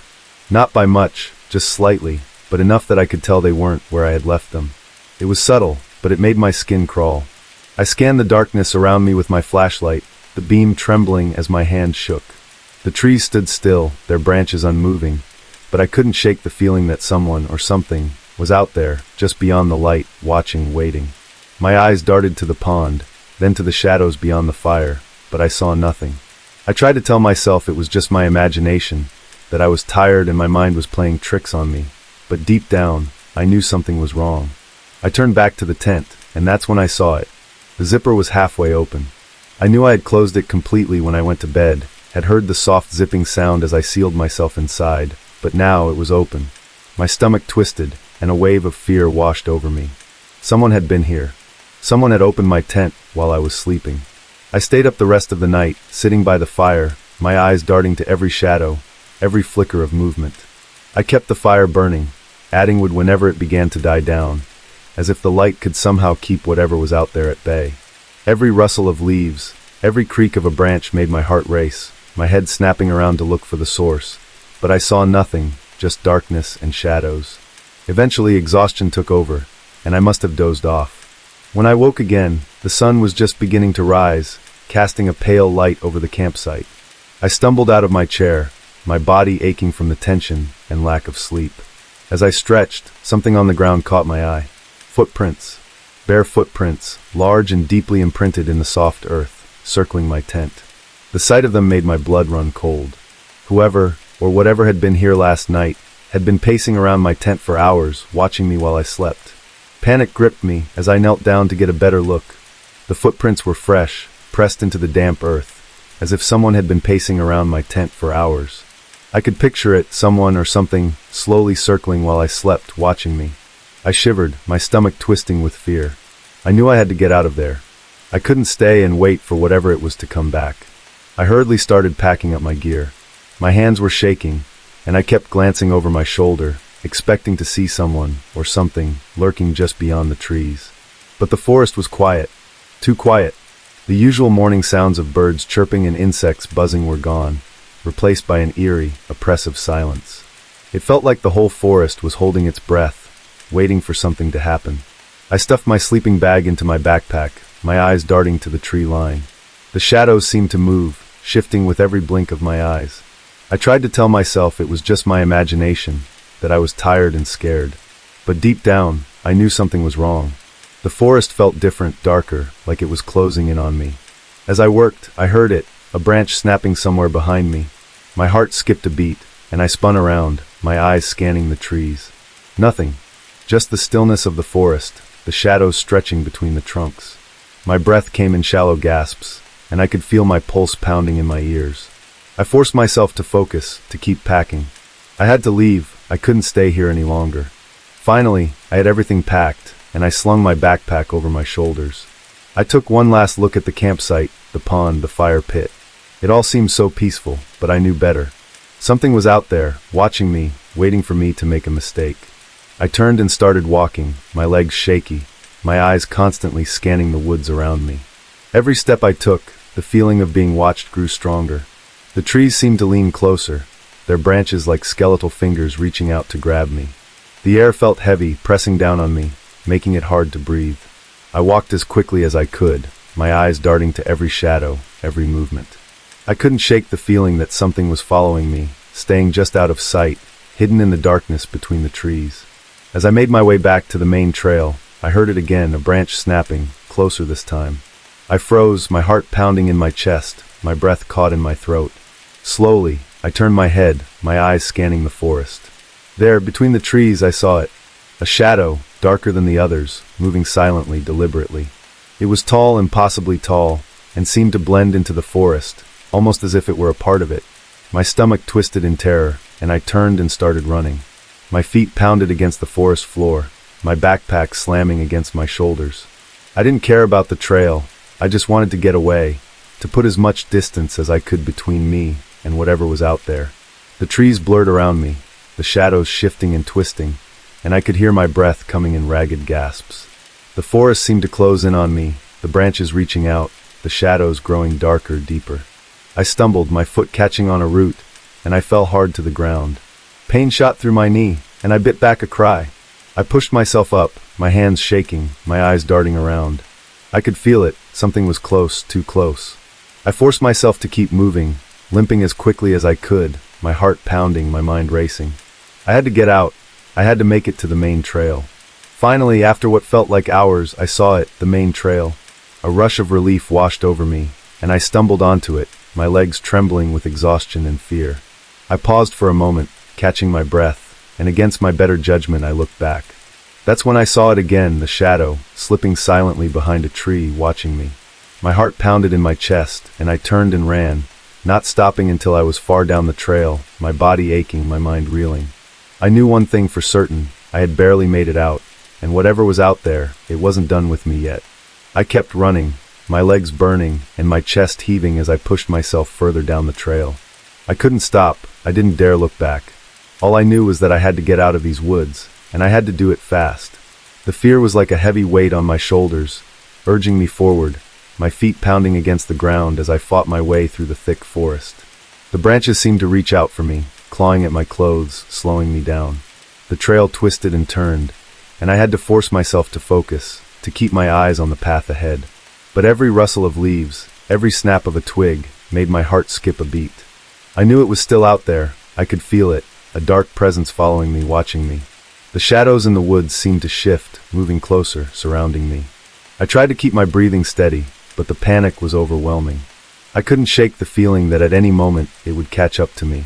I stumbled again, my foot catching on a root hidden beneath the leaves. I went down hard, my hands scraping against the rough ground, and I let out a gasp of pain. My knee throbbed, and for a moment I thought I wouldn't be able to get back up. I could feel tears welling up in my eyes, a mix of fear and frustration. I couldn't stop now. I couldn't let it end like this. I forced myself to my feet, wincing as pain shot through my leg. I had to keep moving. I limped down the trail, my eyes darting around, searching for any sign of movement. The forest felt alive, like it was closing in on me, the trees towering over me, their branches blocking out the sunlight. I could barely see where I was going, but I didn't care. I just had to get out. I had to make it back to safety. I had to survive. The thought of that shadowy figure watching me from the trees sent a shiver down my spine, and I pushed myself harder, ignoring the pain in my knee. Suddenly I heard it, a low, almost inaudible rustling behind me. My breath caught in my throat, and I turned my head, my heart pounding in my chest. There it was, a shadow moving between the trees, dark and silent. It was closer now, its tall, thin shape blending into the darkness of the forest. I could see the way it moved, deliberate, almost graceful, as it slipped from one tree to the next. My stomach twisted in fear, and I knew I had to run. I had to get away. I pushed myself harder, my legs screaming in protest as I picked up speed. The trail was uneven, the ground covered in roots and rocks, but I didn't care. I had to get out of there. My breath came in ragged gasps, my chest aching as I ran, the world around me a blur of trees and shadows. I could hear my own heartbeat, loud in my ears, and the rustling behind me seemed to grow louder, closer. I could see the edge of the forest up ahead, the trees thinning out, the sunlight breaking through the thick canopy. I felt a surge of hope, a burst of energy that pushed me forward. I was almost there, I was almost out. I could make it. I had to make it. The shadows seemed to pull back, as if they knew I was escaping, and for the first time since I had started running, I felt like I might actually get away. I burst out of the forest, the sunlight blinding me for a moment. I stumbled to a stop, my legs trembling, my breath coming in short, desperate gasps. I turned back, my eyes scanning the edge of the woods, but there was nothing, no shadow, no movement, just the dark, silent forest, standing still and quiet. I could hardly believe it. I had made it out. I had survived.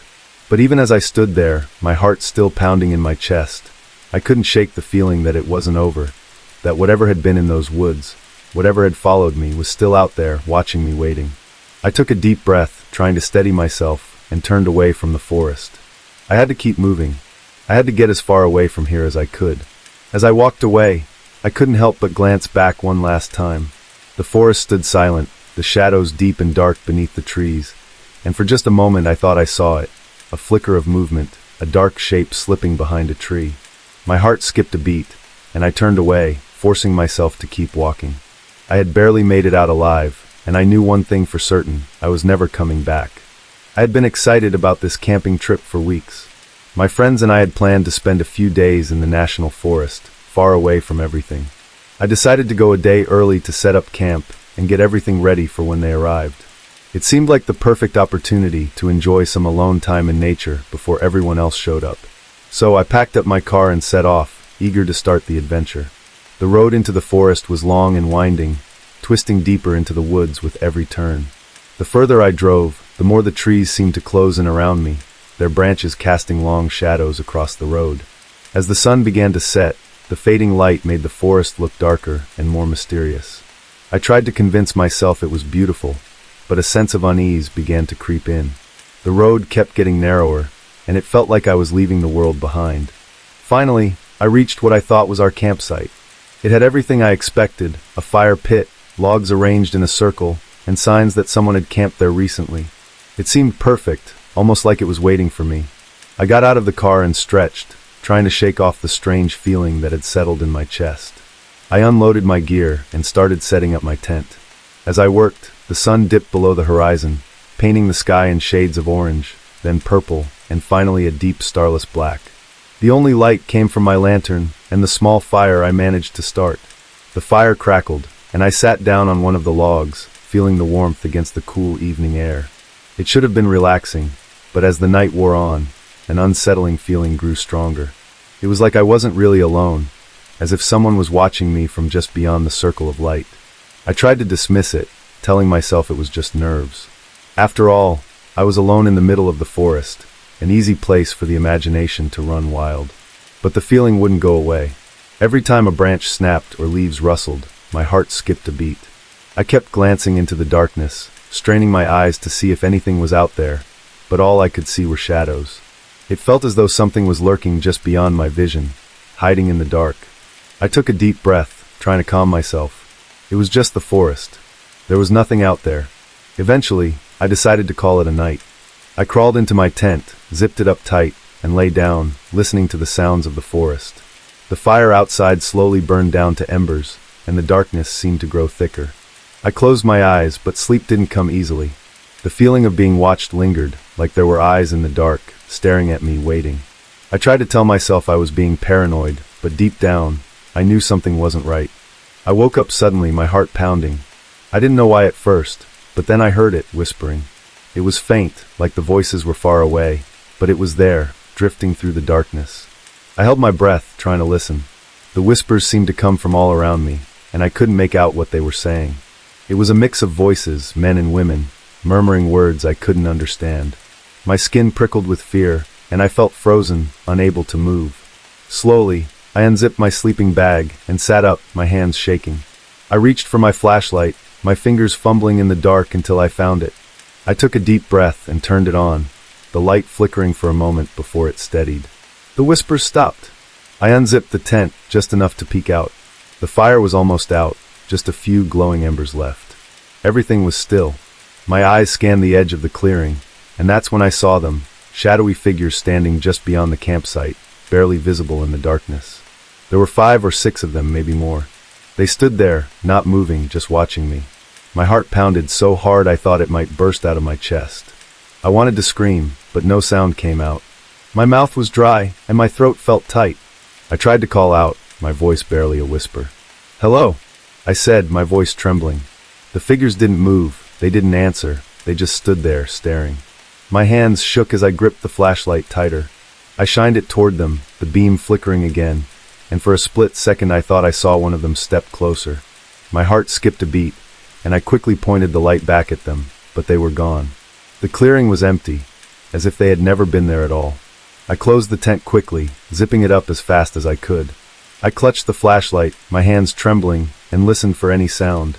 The whispers didn't come back, but the silence was almost worse. It felt like the whole forest was holding its breath, waiting. I stayed awake the rest of the night, every little sound making my heart jump. The rustling of leaves, the crack of a branch, it all made me feel like they were still out there, just beyond the tent, waiting. I kept the flashlight on, the weak beam barely lighting up the inside of the tent. I repeated to myself that it was just my imagination, but deep down, I knew it wasn't. There was something out there, something watching me, and I had no idea what it wanted.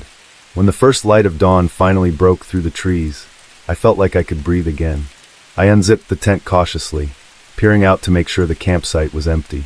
My eyes darted around, searching for any sign of those shadowy figures. Nothing. The clearing looked calm and peaceful, as if nothing had happened the night before. The fire was nothing more than a pile of cold ashes now, and everything was quiet. Too quiet. I tried to convince myself it had all been a bad dream, but the fear that had gripped me during the night was too real to ignore. I packed up my things as quickly as I could. My hands were still trembling, and I kept glancing over my shoulder, half expecting to see those figures again. The forest felt different in the out of there. I was supposed to meet my friends that morning, and I needed to find them. I grabbed the map, my eyes scanning the lines and markings. That's when I realized it. I was at the wrong campsite. My heart sank. The spot I was supposed to be at was miles away, deeper into the forest. I had made a mistake and spent the entire night alone in the wrong place. A shiver ran down my spine as I thought about it. I had no idea whose campsite this was, or if those figures had anything to do with it. I shoved the map back into my bag, my mind racing. I needed to leave. Now. I started hiking back to my car, my footsteps hurried and uneven. The forest was still, the only sounds coming from my own movement. Every snap of a twig or rustle of leaves made me jump. I couldn't shake the feeling that I was being watched, that those figures were still out there, hidden among the trees, following me. I tried to push the thoughts away, focusing on getting back to the road. When I finally reached my car, I let out a shaky breath. I tossed my gear into the back seat and got in, locking the doors behind me. My hands were still trembling as I started the engine. I needed to find my friends, to tell them what had happened. I drove along the narrow forest road, my eyes scanning the trees, half expecting to see those shadowy figures standing among them. The feeling of dread still clung to me, like a heavy weight pressing down on my chest. When I found my friends at the real campsite, they noticed something was off. They asked why I looked so shaken, and I told them everything. The whispers, the figures, the feeling of being watched. One of my friends went pale. He looked at me, his voice barely a whisper. "You haven't heard the stories, have you? People say there are watchers in these woods. Campers have disappeared around here." My stomach turned and a chill ran through me. I knew I couldn't stay another night. The forest that had seemed so inviting now felt hostile, like it was hiding something terrible. As I left, I couldn't shake the feeling that I was being watched. That somewhere in those dark woods, the figures were still there, waiting for their next visitor, waiting for someone who might not be as lucky as I had been. The hike started like any other, a fun, spontaneous adventure. My girlfriend Sarah and I were tired of the same old trails and eager to explore something new. The late afternoon sun cast a golden glow over the forest, illuminating the leaves with hues of gold and green. The crisp, cool air was filled with the sounds of birds and the rustling leaves, making us feel like the only two people in the world. Curiosity led us off the main trail, eager to discover hidden corners of the woods. At first it was exciting, every step taking us deeper into the unknown, but it wasn't long before we found something strange. At first glance, it looked like a tree stump, but as we drew closer, we realized it wasn't part of the forest at all. It was an old mannequin, propped against a tree, its plastic limbs dirt-streaked and tangled with green moss. One arm was missing, and a floppy, weather-beaten hat sat crookedly on its head. It looked absurd and out of place, eliciting a nervous chuckle from us. Maybe it was a prank, some teenager's idea of a joke. We continued deeper into the forest, but our laughter faded as the air grew colder. The trees stood taller, their branches twisting as if in silent conversation. Shadows stretched across the path, swallowing the last rays of sunlight. The lively sound of birds disappeared, replaced by an unsettling silence that made my skin prickle. It felt as if the forest itself was watching us. We pushed through branches, intent on finding something, anything, that would lead us back to the trail. Then we saw it. Another mannequin, this one lying half-buried under a pile of leaves. Its face turned skyward in a vacant stare. My stomach tightened as a chill raced down my spine. This didn't feel like a prank anymore. This felt deliberate. I glanced at Sarah, who tried to smile but failed. Her eyes mirrored my fear. She hugged her arms close to her body, her breath coming in short, shaky puffs. "Let's keep going," I said, forcing a steadiness into my voice that I didn't feel. We pressed on, trying to ignore the creeping unease, but soon we found a third mannequin. This one sat on a boulder, its head cocked to the side, watching us. It had a weathered, cracked face that seemed almost expressive in the dim light. Sarah grabbed my hand, squeezing so hard it hurt. "Okay, this is getting weird," she whispered. I nodded, my stomach churning as I scanned the darkening forest. The quiet was suffocating. No birds, no wind, just the whisper of our own breaths and the soft crunch of leaves underfoot. We turned to head back, but as we retraced our steps the forest seemed unfamiliar, twisted. Trees closed in, forming a maze that defied logic. The air grew thicker, pressing down on us. It was as if the woods themselves were shifting, trapping us in a living nightmare. Panic flared as we saw another mannequin blocking the path, this one standing upright, facing us with those same empty, lifeless eyes. It hadn't been there before. My pulse quickened and Sarah's grip on my hand trembled. The silence around us felt oppressive, like the forest was holding its breath. "We need to go now," she said, her voice tight with fear. I didn't argue. We turned and moved faster, but it was as if the mannequins multiplied around us. One leaned against a tree, another peered out from behind a bush, and yet another lay sprawled across the path as if it had been dropped from the sky. My breath came in short, ragged gasps as I could swear I saw one shift, ever so slightly, watching.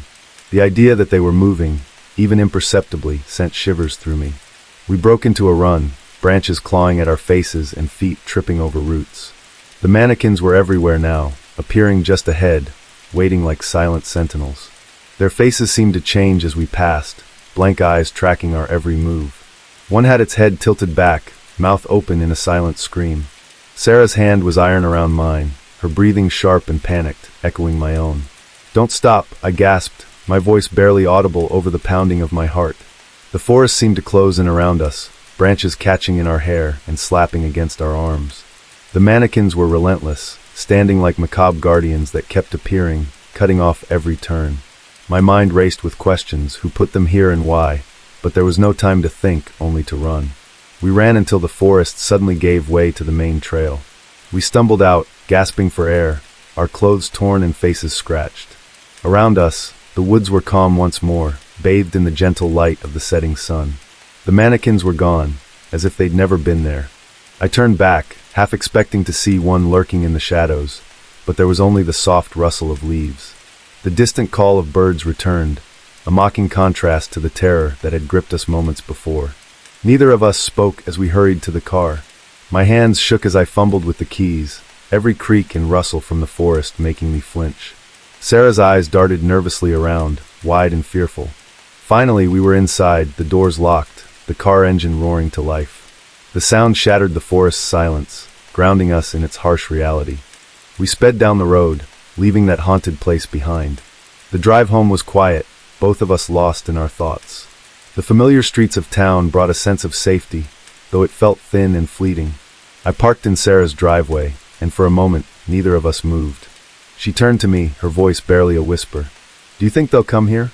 I swallowed hard, wanting to reassure her, but unable to find the words. "I don't know," I said finally, "but we'll be okay." She nodded, though doubt clouded her eyes. She kissed my cheek, then slipped out of the car and hurried inside. I waited until the door was locked behind her before driving away, my hands gripping the wheel until my knuckles turned white. That night, sleep eluded me. Every time I closed my eyes, I saw them, those mannequins with their shifting, watchful faces. The sound of rustling leaves outside my window kept me on edge, the creak of floorboards sending my heart racing. I checked the yard more than once, but it was always empty. Still, the feeling lingered, the sense that something was out there waiting. Weeks have passed, but the memory hasn't faded. I haven't dared to go back to that forest, and sometimes, when the night is especially still, I hear a faint rustle, a whisper of movement outside my window, and I wonder if they followed us after all, if they're just waiting for the right moment to reveal themselves. I've tried telling myself that it's all in my head, that fear plays tricks when we least expect it, but on those nights when the air feels heavy and the shadows dance under the pale moonlight, I can't help but stay awake, listening just in case. I took a deep breath, feeling the cool, fresh air of the forest fill my lungs. There was nothing like it. The Pacific Northwest was my favorite place to get away from everything. No people, no noise, just the green forest all around me. The tall trees, thick moss and sunlight shining through the branches made me feel like I was stepping into another world. I've done a lot of solo trips, but this one felt different somehow. I couldn't quite figure out why. Getting ready for these trips is always a careful process. I had my camera, lenses, extra batteries, camping gear, and enough food for a week. I double-checked everything before heading into the deep woods. There was no room for mistakes out here. Once I was sure everything was ready, I lifted my heavy pack over my shoulder, feeling the familiar weight. It made me smile, a reminder that I was ready for whatever adventure lay ahead. The forest was amazing. The air was so fresh it almost made me dizzy, and the earthy smell of moss and fallen leaves wrapped around me like a blanket. I walked for hours, soaking in the beauty of the place. The light shifted as the sun moved higher, casting golden beams between the trees. Eventually, I found the perfect spot to set up camp, near a gentle stream that bubbled over smooth rocks. I could already tell it was going to be peaceful. I pitched my tent and set up a small fire pit, ready to spend the evening listening to the sounds of the forest. As the sun began to sink below the horizon, I sat by the fire, eating a simple dinner. The woods around me seemed to darken quickly, the shadows stretching out like fingers. I've always loved the quiet of the wilderness at night, but tonight, something was different. The usual rustling of small animals and the chirping of insects. All of it faded until there was nothing but silence. It wasn't the kind of silence that made you feel calm. No, this silence was heavy, almost like the forest was holding its breath. I shook it off, telling myself it was just my imagination. I'd been out in the woods many times, and I'd felt uneasy before. It was probably just the darkness playing tricks on me. I crawled into my tent, zipped up the flap, and tried to get comfortable in my sleeping bag. But even as I closed my eyes, the strange stillness kept me on edge. I don't know how long I'd been lying there, half awake, when I heard it. A howl low, deep, and so far off it almost didn't sound real. My eyes snapped open, and I held my breath, listening. The sound echoed through the trees, making the hair on the back of my neck stand up. It wasn't like any animal I'd heard before. It wasn't a wolf or a coyote. It was something else, something that made my stomach twist with fear. I told myself it could be anything, maybe just the wind or some animal I didn't know, but deep down, I knew that wasn't it. The howl came again, a bit closer this time, and I felt my heart start to pound. I sat up, peering out through the small mesh window of my tent. I could smell a strong, musty odor, like a wet dog times 10. The forest was pitch black, the fire now just a pile of glowing embers. I could see nothing beyond the dim light they cast. Another howl, this one even closer, echoed through the woods. It was deep, almost like it was vibrating through the ground. I swallowed hard, trying to steady my breathing. I wasn't used to feeling scared out here. The forest was my home away from home, but right now it felt different, like I was somewhere I didn't belong. I stayed awake for hours, listening, waiting. But the howls eventually stopped, replaced by that same heavy silence. It was almost worse, not knowing if whatever made that sound was still out there, hidden in the dark. I didn't sleep much that night. Every creak of a branch or rustle of leaves made me tense up, my ears straining to catch the slightest noise. Whatever was out there, I had the feeling it wasn't just passing through. And as I lay there, staring up at the dark ceiling of my tent, I couldn't shake the sense that I was being watched. The howls from last night were still fresh in my mind, as I crawled out of my tent in the early morning light. The sun barely peeked over the treetops, and everything around me looked washed out and gray. I tried to convince myself that what I heard had been nothing more than my imagination, or some strange animal call.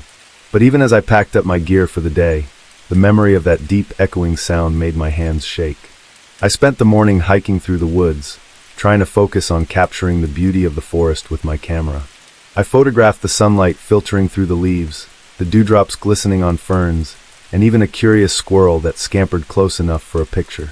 But no matter what I did, I couldn't shake the uneasy feeling that had settled in my chest. It was like something was watching me, just out of sight, hiding in the shadows between the trees. By the time the sun started to dip again, I was back at my camp. The quiet of the forest was heavy, almost like it had been last night. The stream nearby bubbled softly, but even that sound seemed muted, as if the whole forest was holding its breath. I tried to distract myself by making dinner, beans and rice, nothing fancy, but my eyes kept darting to the tree line. Every shadow seemed to move, every flicker of light made me jump. As night fell, I built up the fire, hoping the flickering flames would chase away my fear. I sat close to it, feeling the warmth on my face, but that strange silence returned. The usual noises of the forest, the chirps, the rustles, the soft scurrying of small animals, all seemed to vanish again. I couldn't help but feel like the forest itself was warning me. Then, just like the night before, I heard it. Footsteps. Heavy, deliberate, and close. My heart skipped a beat, and I grabbed my flashlight, flicking it on with trembling fingers. The beam cut through the darkness, but all I could see were the trees and shadows. The footsteps continued, slow and steady, circling my camp. They were close enough that I could feel the vibrations in the ground. I shined the light around frantically, trying to catch a glimpse of whatever was out there. For a split second I saw something, a flash of movement at the edge of the light. My breath caught in my throat as I saw eyes, glowing like embers, staring at me from the darkness. They were large, higher up than they should have been for any normal animal, and they were watching me. Panic gripped me. I didn't know what to do. I called out, my voice shaky. "Who's there?" There was no answer, just the heavy footsteps continuing to circle. I stood up, the flashlight beam bouncing wildly as I turned in every direction, trying to keep the creature in sight. But it stayed just out of reach, always at the edge, always in the shadows. The night felt endless. I stayed by the fire, clutching the flashlight until my hand ached. Every time I thought the footsteps had stopped, they would start again, slow and deliberate, as if to remind me that I wasn't alone. My eyes burned from exhaustion, but I couldn't sleep. I was too afraid to even close my eyes. By the time dawn finally broke, the footsteps had faded away, leaving only the heavy silence behind. I stepped out of my tent, my whole body aching from tension and lack of sleep. The first thing I saw were the tracks, huge footprints pressed deep into the ground circling my camp. Claw marks gouged into the nearby trees, marks that were far too big to belong to any animal I knew. A chill ran down my neck as I looked around. I knew I couldn't stay here. Whatever was out there, it wasn't just curious. It was watching me, following me, and I had the sinking feeling that if I didn't leave soon, it would do more than just watch. I had to get out before it was too late. I knew I had to leave. There was no question about it anymore. The footprints, the claw marks, the way the footsteps had circled my camp all night. It was clear that whatever was out there was not going to let me be. My hands shook as I hurried to pack up my gear. I had never packed so fast in my life. Every moment I stayed here felt like a risk, like I was being hunted. I could feel the silence of the forest pressing down on me, thicker than ever before. Even the gentle murmur of the stream nearby had gone quiet. It was as if the whole forest knew what was happening, and it was holding its breath, waiting to see what I would do. My heart pounded as I slung my pack over my shoulder, my eyes darting from shadow to shadow, always expecting to see something step out from between the trees. I started my trek back, my legs moving quickly despite the weight of my pack. I tried to focus on the path ahead, but I couldn't shake the feeling that I was being watched. My instincts screamed at me to move faster, but I knew I couldn't afford to lose my way in my panic. I forced myself to breathe, to stay calm, but it was hard when every sound of leaves moving, every breaking of a twig made my heart jump. I hadn't gone far when I heard it, a sudden loud crash behind me. I spun around, my heart pounding, and saw the trees swaying violently, as if something massive had just pushed through them. I didn't wait to see what it was. I ran. My feet pounded the forest floor, my breaths coming in ragged gasps. Branches whipped at my face and arms, and the weight of my pack made every step feel like a struggle. But I couldn't stop. I could hear it behind me, the heavy crashing footsteps, the deep guttural growls that sent chills down my spine. It was close, too close. I could almost feel its presence, like a dark shadow looming over me. I didn't dare look back. I focused on the path ahead, dodging trees, leaping over roots, trying to put as much distance between myself and whatever was chasing me. The forest seemed to close in around me, the trees blurring together as I ran. My lungs burned, my legs ached, but I kept going. I had to. I couldn't let it catch me. Suddenly, the ground beneath me gave way. I stumbled, my foot slipping on the edge of a ravine I hadn't seen in my panic. I fell hard, the world spinning around me as I tumbled down the slope. I hit the ground with a thud, the air knocked out of my lungs. For a moment, everything was a blur of pain and dizziness. I struggled to my feet, my whole body aching. The ravine was deep, and I was lucky I hadn't broken anything. But I didn't have time to think about that. I looked up, my eyes widening as I saw the shadowy Bigfoot figure standing at the edge ravine, its glowing eyes locked on me. It was huge, at least 9 feet tall, its fur dark and matted. It let out a roar that echoed through the forest, a sound so deep and powerful that it shook me to my core. But then, to my surprise, it stopped. It stood there, staring down at me, its eyes burning like embers. For a moment, it was as if we were locked in a silent standoff. I could feel my heart pounding in my chest, my breaths coming in shaky gasps. The creature let out a deep, rumbling growl, then slowly stepped back, disappearing into the shadows of the forest. There was an intense, musty smell after that, made my eyes water. I didn't wait to see if it would change its mind. I turned and ran again, my legs barely holding me up as I scrambled away from the ravine. My car wasn't far now. I could see the edge of the forest, the glint of sunlight reflecting off the metal. I stumbled towards it, my heart pounding with desperation. I reached the car, fumbling with the keys as my hands shook. I threw open the door, jumped in, and slammed it shut behind me. My breaths came in ragged gasps as I started the engine, my eyes darting to the half expecting to see those glowing eyes again. But the forest was still, the shadows deep and quiet. I drove away, my hands gripping the wheel so tightly my knuckles turned white. The road blurred beneath me as I sped away, the forest slowly fading into the distance. The terror lingered, a heavy weight in my chest. I knew I had escaped, but I also knew that I would never forget what I had seen. Some places, I realized, were meant to stay wild and untouched, places that guarded their secrets with a primal, terrifying force. And I had been lucky to get away. I don't plan on going into those woods again.